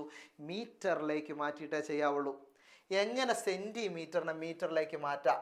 Centimetre to metre. എങ്ങനെയാണ്? ഒരു മീറ്റർ എത്ര സെൻറ്റിമീറ്റർ ആണ്? 100 ആണ്. അതുകൊണ്ട് 100 കൊണ്ട് ഹരിച്ചാൽ മതി. എന്ത് ചെയ്താൽ മതി? 100 കൊണ്ട് ഹരിക്കുക. അങ്ങനെയാണെങ്കിൽ ഈ 50നെ എനിക്ക് എന്തുകൊണ്ട് ഹരിക്കണം? 100 കൊണ്ട് ഹരിക്കണം. 100 കൊണ്ട് ഹരിച്ചു കഴിഞ്ഞാൽ 100ന് 2 0 അപ്പോൾ 2 സ്ഥാനം മാറിയിട്ട് 1 2 ഒരു കുത്തിടുക. അതായത് 0.50 മീൻസ് 0.5. പോയിന്റിന് ശേഷം സംഖ്യ എഴുതിയിട്ട് ഇനി 100 0 ഇവിടെ ഇട്ടിട്ട് പോയി കഴിഞ്ഞാലും അതിനെന്തില്ല? വിലയില്ല. അങ്ങനെയെങ്കിൽ ഞാൻ ഈ കണക്ക് ചെയ്യുമ്പോൾ എങ്ങനെ ചെയ്യണം? 1/0.5 ഇട്ട് ചെയ്യണം. അത്രയും ഡയോപ്റ്റർ ആയിരിക്കും. ഓക്കെ, അത്രയും ഡയോപ്റ്റർ ആയിരിക്കും ഇതിൻ്റെ ഉത്തരം. വേണമെങ്കിൽ ഈ കണക്ക് നമുക്കൊന്ന് ചെയ്ത് നോക്കാം. ഓക്കെ, സമയം അധികം എടുക്കില്ല കേട്ടോ. നോക്ക്, പോയിൻ്റ് ഉള്ള സംഖ്യയും കൊണ്ട് ഹരിക്കുമ്പോൾ പോയിന്റിന് ശേഷം എത്ര ഡിജിറ്റ് ഉണ്ടെന്ന് നോക്കുക. എത്ര എണ്ണം ഉണ്ട്? ഒരെണ്ണമുണ്ട്. അങ്ങനെയെങ്കിൽ 10 കൊണ്ട് മുകളിലും താഴെയും ഗുണിക്കണം. 1 ഇവിടെ ഉള്ളത്. 1 × 10. താഴെ ഗുണിക്കൊന്നും വേണ്ട, ആ പോയിന്റ് ഒഴിവാക്കി എഴുതിയാൽ മതി. ഇനി പോയിന്റിന് ശേഷം 2 ഡിജിറ്റ് ഉണ്ടെങ്കിൽ 100 കൊണ്ട് ഗുണിക്കണം. ഓക്കെ, കാരണം 100ന് എത്ര 0 ഉണ്ട്? 2 0 ഉണ്ട്. ചെറിയ മാത്സിലേക്ക് വന്നു എന്നേ ഉള്ളൂ. പോയിന്റിന് ശേഷം 1 ഡിജിറ്റ്, അപ്പം 10 കൊണ്ട് ഗുണിക്കണം. അപ്പോൾ 10 കൊണ്ട് മുകളിലും താഴെയും ഗുണിക്കണം കേട്ടോ. താഴെ ഓൾറെഡി ഗുണിച്ചു, അതുകൊണ്ടാണ് ഞാനിവിടെ × 10 എന്ന് എഴുതാത്തത്. ഓക്കെ, പോയിന്റ് ഒഴിവാക്കാൻ വേണ്ടി ഞാൻ എന്ത് ചെയ്തത്? 10 കൊണ്ട് ഗുണിച്ചു. അപ്പോൾ ഇത് ചെയ്ത് എനിക്ക് പോയിന്റ് ഒഴിവായി. അപ്പോൾ എനിക്ക് എന്ത് കിട്ടി? 10/5 എന്ന് കിട്ടി. എന്ത് കിട്ടി? 10/5 എന്ന് കിട്ടി. 10/5 എത്രയാണ്? I know that is 2. ഞാനിവിടെ എടുത്ത വിലകളെല്ലാം പോസിറ്റീവ് ആയതുകൊണ്ട് എനിക്ക് വേണമെങ്കിൽ എന്ത് ചെയ്യാം? +2 ഡയോപ്റ്റർ എന്നെഴുതാം. +2 ഡയോപ്റ്റർ എന്നെഴുതാം. ഇങ്ങനെ വേണം എന്ത് കണ്ടുപിടിക്കാൻ? ലെൻസിൻ്റെ പവർ ചോദിച്ചാൽ കണ്ടുപിടിക്കാൻ. മീറ്ററിലേക്കായിട്ട് ചെയ്യാൻ വേണ്ടി ശ്രദ്ധിക്കണം. ഓക്കെ, ദെൻ ഇനി പവർ ഓഫ് ലെൻസിൻ്റെ കുറച്ച് കാര്യങ്ങൾ, കുറച്ച് ഇമ്പോർട്ടൻ്റ് ആയ കാര്യങ്ങൾ ഞാനിവിടെ ഓൾറെഡി നോട്ട് ചെയ്ത് വെച്ചിട്ടുണ്ട്. കോൺവെക്സ് ലെൻസിൻ്റെ പവർ എന്തായിരിക്കും? പോസിറ്റീവ് ആയിരിക്കും. അങ്ങനെയെങ്കിൽ ഞാനിവിടെ ഉപയോഗിച്ച ലെൻസ് എന്താ ഇതിൻ്റെ പവർ എനിക്ക് എത്രയാണ് കിട്ടിയത്? പോസിറ്റീവാണ് കിട്ടിയത് അല്ലേ? അപ്പം ഇതെന്താണ്? കോൺവെക്സ് ലെൻസാണ്. കോൺകേവ് ലെൻസിൻ്റെ പവർ എന്തായിരിക്കും? നെഗറ്റീവ് ആയിരിക്കും. സ്റ്റേറ്റ്മെൻറ്റ് തരാൻ സാധ്യതയുണ്ട് കേട്ടോ.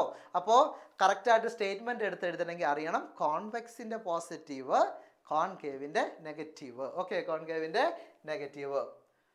ഓക്കെ, ഇനി കുറച്ച് പോയിന്റും കൂടി ഒന്ന് ഓർത്തിരിക്കുക. കുറച്ച് ഇമ്പോർട്ടൻറ്റ് പോയിന്റ്സുകളാണിത്. Lens having more curvature has low focal length and more power. Curvature എന്ന് പറഞ്ഞാൽ എന്താണ്? ഈ വളവാണ്. ഓക്കെ, ഈ വളഞ്ഞിരിക്കുന്നതിനാണ് വക്രത എന്ന് പറയുന്നത്. കൂടുതൽ വളഞ്ഞിരിക്കുന്നത്, ഇപ്പോൾ ഇത്രയും വളഞ്ഞിരിക്കുന്നു, ഇതിന് വലിയ വളവില്ല. ഇത് ഒരു ലെൻസ് ഇത് ഇങ്ങനെ വളഞ്ഞിരിക്കുന്നു. ഓക്കെ, ഇതാ ഇങ്ങനെ ഒരു ലെൻസ്, ഇങ്ങനെ ഒരു ലെൻസ്, ഇങ്ങനെ ഒരു ലെൻസ്. ഓക്കെ, അപ്പോൾ ഈ കർവേച്ചർ കൂടിക്കഴിഞ്ഞാൽ ലെൻസ് ഹാവിങ് മോർ കർവേച്ചർ, കൂടുതൽ കർവേച്ചർ വന്നു കഴിഞ്ഞാൽ ഫോക്കൽ ലെങ്ത് എന്ത് ചെയ്യും? കുറയും. ഓർത്തിരിക്കണം. ഓക്കെ, ഫോക്കൽ ലെങ്ത് എന്ത് ചെയ്യും? കുറയും. ഫോക്കൽ ലെങ്ത്, ഫോക്കസ് ദൂരം കുറയും. ഫോക്കസ് ദൂരം കുറഞ്ഞാൽ പവർ കൂടും. Listen here, very important. ഇവിടെ നോക്ക്, P is equal to 1/f എന്നാണ് പറഞ്ഞത്. ഓർക്കണേ, ഡിനോമിനേറ്ററിൽ ഉള്ള സാധനം കൂടിക്കഴിഞ്ഞാൽ ഇവിടെ കുറയും. ഈ 1/ എന്ന് പറഞ്ഞു കഴിഞ്ഞാൽ ഇൻവേഴ്സ്ലി പ്രപ്പോർഷണൽ അല്ലെങ്കിൽ വിപരീത അനുപാതം എന്നാണ് പറയുക. വിപരീത അനുപാതം മീൻസ് താഴെ ഉള്ളത് കൂടിയാൽ മുകളിലുള്ള ഇതെന്ത് ചെയ്യും? കുറയും. താഴെയുള്ളത് കുറഞ്ഞാൽ മുകളിലുള്ളത് കൂടും. മീൻസ് ഫോക്കസ് കുറഞ്ഞാൽ പവർ കൂടും. ഫോക്കൽ ലെങ്ത് കുറഞ്ഞാൽ പവർ കൂടും. ഫോക്കൽ ലെങ്ത് കൂടിയാൽ പവർ കുറയും. ഓർക്കുക, ഇൻവേഴ്സ്ലി പ്രൊപ്പോർഷൻ. താഴെയുള്ളത് കൂടിയാൽ അപ്പുറത്തെ ഉള്ളവൻ മുകളിലോട്ട് പോകും. ഓക്കെ, അപ്പുറത്തുള്ള മുകളിലോട്ട് പോയി കഴിഞ്ഞാൽ താഴെയുള്ളവൻ എന്ത് ചെയ്യും? കുറയും. ഇൻവേഴ്സില്ല, ഓപ്പോസിറ്റ് ആണ്. ഇവൻ ചെയ്യുന്നതിന് നേരെ ഓപ്പോസിറ്റ് എന്ത് ചെയ്യുള്ളൂ? അവൻ ചെയ്യുള്ളൂ. ഓക്കെ, അങ്ങനെയാണെന്ന് ഓർത്താൽ മതി. അപ്പോൾ എഫ് കൂടിയാൽ പി കുറയും, എഫ് കുറഞ്ഞാൽ പി എന്ത് ചെയ്യും? കൂടും. ദെൻ ഇനി കർവേച്ചറിൻ്റെ കേസാണ് പറഞ്ഞത്. കർവേച്ചർ കൂടിക്കഴിഞ്ഞാൽ ഫോക്കൽ ലെങ്ത് എന്ത് ചെയ്യും? ലെൻസ് ഹാവിങ് മോർ കർവേച്ചർ, വലിയ കർവേച്ചർ കൂടുതലാണെങ്കിൽ അവിടെ ഫോക്കൽ ലെങ്ത് എന്തായിരിക്കും? കുറവായിരിക്കും. ഫോക്കൽ ലെങ്ത് കുറഞ്ഞാൽ ആര് കൂടും? പവർ കൂടും. ദെൻ അടുത്തത് ലെൻസ് ഹാവിങ് ലെസ് കർവേച്ചർ. അതിൻ്റെ നേരെ ഓപ്പോസിറ്റ്. കർവേച്ചർ കുറച്ചാണെങ്കിൽ എന്തുണ്ടാവും? ഫോക്കൽ ലെങ്ത് എന്തായിരിക്കും? കൂടുതലായിരിക്കും. ഓക്കെ, ഫോക്കൽ ലെങ്ത് കൂടിക്കഴിഞ്ഞാൽ പവർ എന്ത് ചെയ്യും? സ്വാഭാവികമായിട്ട് കുറയും. ഒന്ന് റിലേറ്റ് ചെയ്ത് പഠിച്ചാൽ മതി. ഓക്കെ, ഒന്ന് കൂടുമ്പോൾ ഒന്ന് കുറയുമെന്ന് മാത്രം ഓർത്തിരിക്കുക. That's it. ദെൻ അടുത്തത് നമ്മുടെ ഇനി രണ്ട് ടോപ്പിക്കും കൂടി നമുക്ക് ഇതിനകത്തുള്ളൂ. അതിൽ ഒന്ന് കോമ്പൗണ്ട് മൈക്രോസ്കോപ്പ്. ഈ പ്രാവശ്യം സിലബസിലേക്ക് ഉൾപ്പെടുത്തിയ ആളായതുകൊണ്ട് തന്നെ ഉറപ്പായിട്ടും നമുക്ക് ഈ ഭാഗത്തു നിന്ന് ഒരു ചോദ്യം പ്രതീക്ഷിക്കാം. ഉറപ്പായിട്ടും നമുക്ക് ഈ ഭാഗത്ത് ഇതോ ഇല്ലെങ്കിൽ തൊട്ടടുത്തതിൽ നിന്നോ ഒരു ചോദ്യം 100% നമുക്ക് പരീക്ഷയ്ക്ക് പ്രതീക്ഷിക്കാം. കോമ്പൗണ്ട് മൈക്രോസ്കോപ്പ് കണ്ടിട്ടുണ്ടാവും. നമ്മൾ ലാബിലൊക്കെ പോകുമ്പോൾ ഒന്നല്ലെങ്കിൽ ചിലപ്പോൾ സ്കൂളിലുണ്ടാവും, ഇല്ലെങ്കിൽ നമുക്ക് അസുഖമൊക്കെ വന്നു കഴിഞ്ഞിട്ട് നമ്മൾ ബ്ലഡൊക്കെ ചെക്ക് ചെയ്യാനോ യൂറിൻ ചെക്ക് ചെയ്യാനോ മറ്റൊക്കെ പോകുന്ന സമയത്ത് അവിടെ ഇങ്ങനെ ഇരുന്നിട്ട് നേഴ്സുമാരെ ഇല്ലെങ്കിൽ അവിടുത്തെ സ്റ്റാഫുകൾ ഇങ്ങനെ തിരിച്ച് പിന്നെ നമ്മുടെ ബ്ലഡൊക്കെ ചെക്ക് ചെയ്യുന്ന സാധനം കണ്ടിട്ടുണ്ടാവും, മൈക്രോസ്കോപ്പ്. Okay, compound microscope. എന്തിപ്പോൾ അങ്ങനെ വിളിക്കുന്നത്? കാരണം ഇതിനകത്ത് ഒന്നിലധികം ലെൻസുകൾ ഉപയോഗിച്ചിട്ടുണ്ട്. ഒരു ലെൻസ് മാത്രം ഉപയോഗിച്ചതിന് സിമ്പിൾ മൈക്രോസ്കോപ്പ് എന്നാണ് വിളിക്കുക കേട്ടോ. സിമ്പിൾ മൈക്രോസ്കോപ്പ് നിങ്ങൾ കണ്ടിട്ടുണ്ടോ? നിങ്ങൾ കയ്യിൽ ഒരു ലെൻസ് എടുത്തിട്ട് വലുതാകിയ ഒരു സാധനം ഒബ്സർവ് ചെയ്യുന്നുണ്ടെങ്കിൽ ആ ലെൻസിനെ ഒരു കോൺവെക്സ് ലെൻസിനെ വിളിക്കുന്ന പേരാണ് സിമ്പിൾ മൈക്രോസ്കോപ്പ്. ഒന്നിലധികം ലെൻസുകൾ ഉപയോഗിച്ചുണ്ടാക്കിയ ഈ മൈക്രോസ്കോപ്പിനെയാണ് നമ്മൾ എന്ത് വിളിക്കുന്നത്? Compound microscope. ഓക്കെ, കോമ്പൗണ്ട് മൈക്രോസ്കോപ്പിന് 2 ലെൻസുകളുണ്ടെന്ന് സാറ് പറഞ്ഞു. അതിൽ ഒന്നാണ് ഒബ്ജക്റ്റീവ് ലെൻസ്. എന്താണ് ഒബ്ജക്റ്റീവ് ലെൻസ്? എന്താണ് ഒബ്ജക്റ്റീവ് ലെൻസ്? നമ്മൾ ഇപ്പോൾ ബ്ലഡ് കൊണ്ടുവന്നിട്ടുണ്ടെങ്കിൽ അല്ലെങ്കിൽ സ്പെസിമെൻ എന്നൊക്കെ പറയും കേട്ടോ. നമ്മളിനിയിപ്പോൾ ഉറുമ്പിനെയോ എന്തിനേലൊക്കെയാണ് നോക്കുന്നതെങ്കിൽ അവനെ ഒരു സ്ലൈഡിലാക്കും. ആ സ്ലൈഡിലാക്കിയിട്ട് അതിൻ്റെ അടുത്തേക്ക് ഒരു ലെൻസ് ഇങ്ങനെ തിരിച്ചു വയ്ക്കുക. ഏത്? ഈ ലെൻസ്. ഇവന്മാരെയാണ് ഇവിടെയാണ് നമ്മൾ എന്ത് വയ്ക്കുക? നമ്മൾ ഉറുമ്പിനെ വയ്ക്കുന്നത്. ഉറുമ്പിനെയോ രക്തമോ ബ്ലഡ് എന്തെങ്കിലും ആവട്ടെ. ഓക്കെ, അപ്പോൾ ഈ ലെൻസിനെയാണ് നമ്മൾ എന്ത് വിളിക്കുന്നത്? ഒബ്ജക്റ്റീവ് ലെൻസ് എന്ന് വിളിക്കുന്നത്. Objective lens. എന്താ വിളിക്കുക? Objective lens. And objective is a lens placed close to the object. വസ്തുവിനോട് അല്ലെങ്കിൽ സ്പെസിമെൻ്റെ അടുത്തേക്ക്, വസ്തുവിനടുത്ത് വെക്കുന്ന ലെൻസിനെ ഒബ്ജക്റ്റീവ് ലെൻസ് എന്ന് വിളിക്കും. ഇനി അടുത്തത് നമ്മൾ ഇവിടെ കൂടിയാണ് നോക്കുക അല്ലേ? നമ്മുടെ കണ്ണ് ഇങ്ങനെയാണെങ്കിൽ ഓക്കെ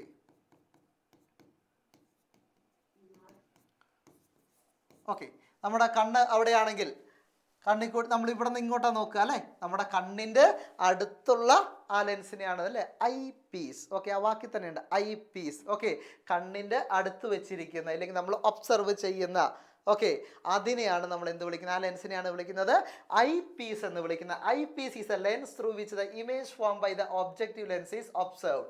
ഇതിനകത്തുണ്ടാകുന്ന ഇമേജിനെ നോക്കിക്കാണുന്ന ലെൻസിനെ നമ്മൾ എന്ത് വിളിക്കും? ഐ പീസ് എന്ന് വിളിക്കും. അതിൽ ഓർത്തിരിക്കേണ്ട മെയിനായിട്ടുള്ളൊരു സാധനം 11 ആണ്. Focal length of the eyepiece is greater than that of the objective. എങ്ങനെ? എന്താ പറഞ്ഞത്? ഫോക്കൽ ലെങ്ത് ഓഫ് ഐ പീസിൻ്റെ ഫോക്കൽ ലെങ്ത്, ഫോക്കൽ ദൂരം എന്ന് പറയുന്നത് ഒബ്ജക്റ്റീവ് ലെൻസിനേക്കാൾ കൂടുതലായിരിക്കും. Note the point. Okay, note ചെയ്ത് വെക്കുക. Focal length of eyepiece is greater than that of the objective. Then ഇനി നമുക്ക് ഇതിലേക്ക് വരാം. ഇവിടെ എന്താണ് സംഭവിക്കുന്നതെന്ന് വെച്ച് കഴിഞ്ഞാൽ നമ്മൾ ഇവിടെ ഒരു ഒബ്ജക്റ്റിനെ കൊണ്ടേ വെച്ചു, ഉറുമ്പോ എന്തേലും ആവട്ടെ, ഒരു ഒബ്ജക്റ്റ് നമ്മളിവിടെ കൊണ്ടേ വെച്ചു. ഈ ഒബ്ജക്റ്റിൻ്റെ ഇമേജ് എന്ത് ചെയ്യും? ഇത് ലെൻസാണ്, കോൺവെക്സ് ലെൻസാണ്. ഇതിലൂടെ ഒന്ന് പാരലായിട്ട് പോകും, ഒന്ന് ഒപ്റ്റിക് സെൻറ്ററിലൂടെ പോകും, എന്നിട്ട് ഇവിടെ ഫോം ചെയ്യും. ഇവിടെ എന്ത് ചെയ്യും? ഫോം ചെയ്യും. ഇവിടെ ആരുണ്ടായി? ഉറുമ്പിൻ്റെ ഇമേജ് ഉണ്ടായി. ആ ഉറുമ്പിൻ്റെ ഇമേജിനെ ആര് നോക്കിക്കാണും? ഈ ലെൻസിൻ്റെ മുമ്പിലാണ് ഇമേജ് ഇരിക്കുന്നത്. അപ്പം ഈ ലെൻസ് എന്ത് ചെയ്യും? ഇതിനെ വീണ്ടും വലുതാക്കും.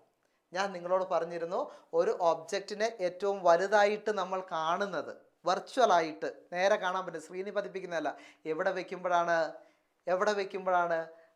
ലെൻസിനും ഫോക്കസിന് എഫിനും ലെൻസിനും ഇടയിൽ വയ്ക്കുമ്പോഴാണ്.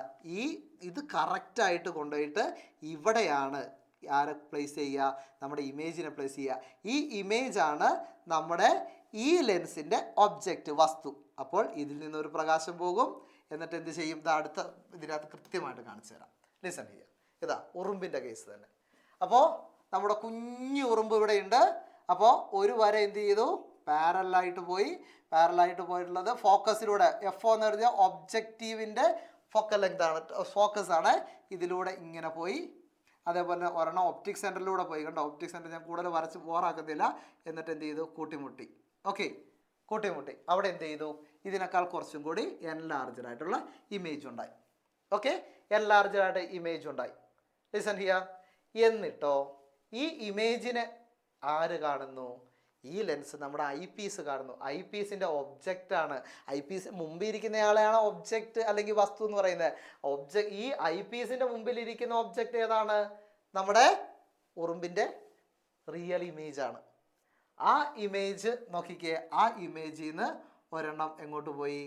പാരലായിട്ട് പോയി അല്ലേ? പാരലായിട്ട് പോകുന്നത് കണ്ടോ? ഫോക്കസിലൂടെ. ഇത് രണ്ടും കൂടി എവിടെ കൂടിച്ചേർന്നു നോക്കിയേ. ഇതുണ്ടോ? ഒരെണ്ണം ഒപ്റ്റിക് സെൻറ്ററിലൂടെ പോയി. ഓക്കെ, ഒരെണ്ണം പാരലായിട്ട് വന്നു. ലിസൺ, ഇതെല്ലാം കൂടി എവിടെ കൂടിച്ചേർന്നു? ഇവിടെ കൂടിച്ചേർന്നു. ദെൻ എത്ര വലുതായിട്ടാണ് ഉണ്ടായെന്ന് നോക്കി. ഭയങ്കര വലുതായിട്ട് എന്ത് ചെയ്തു? അതിൻ്റെ ആ കുഞ്ഞ് ഇത്രയും പോകുന്ന ഉറുമ്പാടുന്നു. ഇവിടെ എത്തിയപ്പോൾ എന്ത് ചെയ്തു? വലിയൊരു ഉറുമ്പായിട്ട് കണ്ടു. എങ്ങനെ? ഇവിടെ നിന്നുള്ളത് ഇമേജ് ഇവിടെ എത്തി. ഈ ഇമേജിനെ ഈ ലെൻസ് എന്ത് ചെയ്തു? വലുതാക്കിയിട്ട് ഇത്ര എൻലാർജ് ചെയ്ത് എന്ത് ചെയ്തു? ഇവനെ കാണിച്ചു. അപ്പോൾ ഇത് എവിടെയാണ് വന്ന് നിൽക്കുന്നത്? കണ്ടോ? ഫോക്കസിനും ലെൻസിനും ഇടയിൽ ഇമേജ് ഉണ്ടാകുമ്പോൾ നമ്മൾ പഠിച്ചിട്ടുണ്ട്. എങ്ങനെയാ ഇത്? ഫോക്കസിനും ലെൻസിനും ഇടയിൽ ഇമേജ് വരുന്ന സമയത്ത് എന്ത് സംഭവിക്കുമെന്ന് നമ്മൾ പഠിച്ചത്? ഒരെണ്ണം ഒപ്റ്റിക് സെൻറ്ററിലൂടെ പോകും. പാരലായിട്ട് പോകുന്നത് ഫോക്കസിലൂടെ കടന്നു പോകും. എന്നിട്ട് നമ്മൾ ഇവനെ ബാക്കോട്ട് ഇങ്ങനെ വരയ്ക്കും. ബാക്കോട്ട് ഇങ്ങനെ വരച്ച് കഴിഞ്ഞത് കൂടിച്ചേർന്നിടത്ത് വലിയൊരു ഇമേജ് ഉണ്ടാകുമെന്നാണ് പഠിച്ചത്. എങ്ങനത്തെ ഇമേജ്? വെർച്വലായിട്ടുള്ള ഇമേജ് ഉണ്ടാകുമെന്നാണ് പഠിച്ചത്. വെർച്വലും നിവർന്നതുമായിട്ടുള്ള ഇമേജ് അല്ലേ? Virtual and erect, enlarged, magnified ആയിട്ടുള്ള. ഇതാണ് ഇവിടെ സംഭവിക്കുന്നത്. ഈ ഒബ്ജക്റ്റ്, ഈ സാധനം എവിടെയാണ് വന്ന് നിൽക്കുന്നത്? എഫിനും ലെൻസിനും ഇടയിലാണ്. അപ്പോൾ ഇവൻ എന്ത് ചെയ്തു? മാഗ്നിഫൈ ചെയ്തിട്ട് വലുതായിട്ട് കാണുക മാത്രമേ ചെയ്തിട്ടുള്ളൂ. ഓക്കെ, സ്ക്രീനിലൊന്നും പതിപ്പിച്ചിട്ടില്ല. അപ്പോൾ ഇങ്ങനെയാണ് ആര് വർക്ക് ചെയ്യുന്നത്? ഒരു കോമ്പൗണ്ട് മൈക്രോസ്കോപ്പ് വർക്ക് ചെയ്യുന്നത്. ഓക്കെ, നിങ്ങൾ ലെൻസുകൾ ഓർക്കണം. ഒബ്ജക്റ്റീവ്, അതേപോലെ തന്നെ ഐ പീസ്. ഓക്കെ, ദെൻ അതിനകത്ത് നിങ്ങൾ ഇത്രയും പോയിന്റുകൾ നിങ്ങളത് കണ്ടു ഭയങ്കര പേടിക്കൊന്നും വേണ്ട. ഈ പറയുന്ന 3-4 പോയിന്റുകളൊന്ന് ഓർത്തിരുന്നാൽ മതി. Object to be observed. Object എവിടെയാണ് പ്ലേസ് ചെയ്യേണ്ടത്? വസ്തു എവിടെ വെക്കണം? എഫിനും 2Fനും ഇടയിൽ വെക്കണം. എഫിനും 2Fനും ഇടയിലാണ് എന്ത് ചെയ്യേണ്ടത്? വസ്തുവിനെ വെക്കേണ്ടത്. അപ്പോൾ വസ്തു എന്താവും? വലുതായിട്ട് കാണപ്പെടും, ഇവിടെ എത്തും. ഓക്കെ, ദെൻ അടുത്തത് position of image formed by the objective lens ഉണ്ടാക്കുന്ന ഇമേജ് എവിടെയാണ്? Beyond 2F. എവിടെ? ഇതിൻ്റെ 2Fന് അപ്പുറത്താണ് ഇമേജ് ഉണ്ടാക്കിയത്. Beyond 2F. ദെൻ 2Fന് അപ്പുറം. ദെൻ ക്യാരക്ടറിസ്റ്റിക്സ് ഓഫ് ഇമേജ് ഒബ്ജക്റ്റീവിൻ്റെ ഇൻവെർട്ടർ, റിയൽ ആൻഡ് മാഗ്നിഫൈഡ്. ഇതെങ്ങനെയാണ്? തലകീഴായതാണ്. ഇതവിടെ എഴുതിയേക്കുന്നുണ്ടോ? റിയൽ ആണ്, റിയൽ ഇമേജ് ആണ്. അതേപോലെ ഇതിനേക്കാൾ വലുതാണ്, മാഗ്നിഫൈഡ് ആണ്. Real and magnified. Then at ഐ പീസിലോ ഇറക്റ്റ് ആണ്, വെർച്വൽ ആണ്, മാഗ്നിഫൈഡ്. നിവർന്നതാണ്, മിഥ്യയാണ്, മാഗ്നിഫൈഡ് ആണ്. വളരെ വലുപ്പം കൂടിയതാണ്. അവിടെ അതാണ് ഈ സംഭവിച്ചിരിക്കുന്നത്. ഓക്കെ, എവിടെ സംഭവിച്ചിരിക്കുന്നതാണ്? ഐ പീസിനകത്ത് സംഭവിച്ചിരിക്കുന്നത്. മനസ്സിലായോ?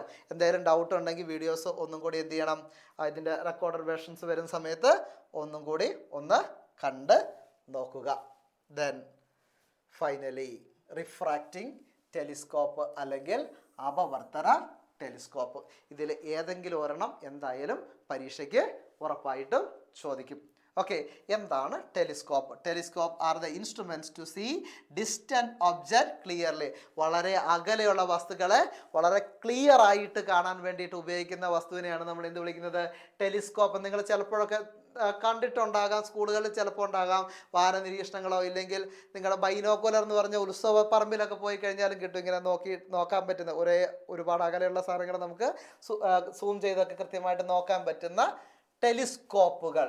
ഓക്കെ, ടെലിസ്കോപ്പിൻ്റെ കണ്ടുപിടുത്തം ഒരുപാട് മാറ്റങ്ങൾക്കുണ്ടായതല്ലേ. പണ്ട് ഗലീലിയോ കണ്ടുപിടിച്ചതിന് ശേഷം ഇങ്ങോട്ട് ഒരുപാട് മാറ്റങ്ങൾ. ഇപ്പോൾ സൗരയൂഥമാണെങ്കിലും മറ്റു കാര്യങ്ങളൊക്കെ ആണെങ്കിലും എന്ത് ചെയ്ത് നിരീക്ഷിക്കണതൊക്കെ ഇതേപോലെ ടെലിസ്കോപ്പുകൾ വെച്ചിട്ടാണ്. ടെലിസ്കോപ്പുകളിലും നമ്മൾ പഠിച്ച 2 ലെൻസുകൾ തന്നെയാണ് ഇവിടെ ഉള്ളത്. ഒന്ന് ഒബ്ജക്റ്റീവ് ലെൻസ്, അടുത്തത് എന്താണ്? I Ps. ഒബ്ജക്റ്റീവും ഐ പീസും തന്നെയാണ് ഇവിടെയും ഉള്ളത്. ഓക്കെ, വലിയ ലെൻസ് ഇത് ഒബ്ജക്റ്റീവ്, അടുത്തത് ഐ പീസ്. ഇവിടെ എങ്ങനെയാണ് ഇമേജ് ഉണ്ടാവുന്നത് നോക്കുക.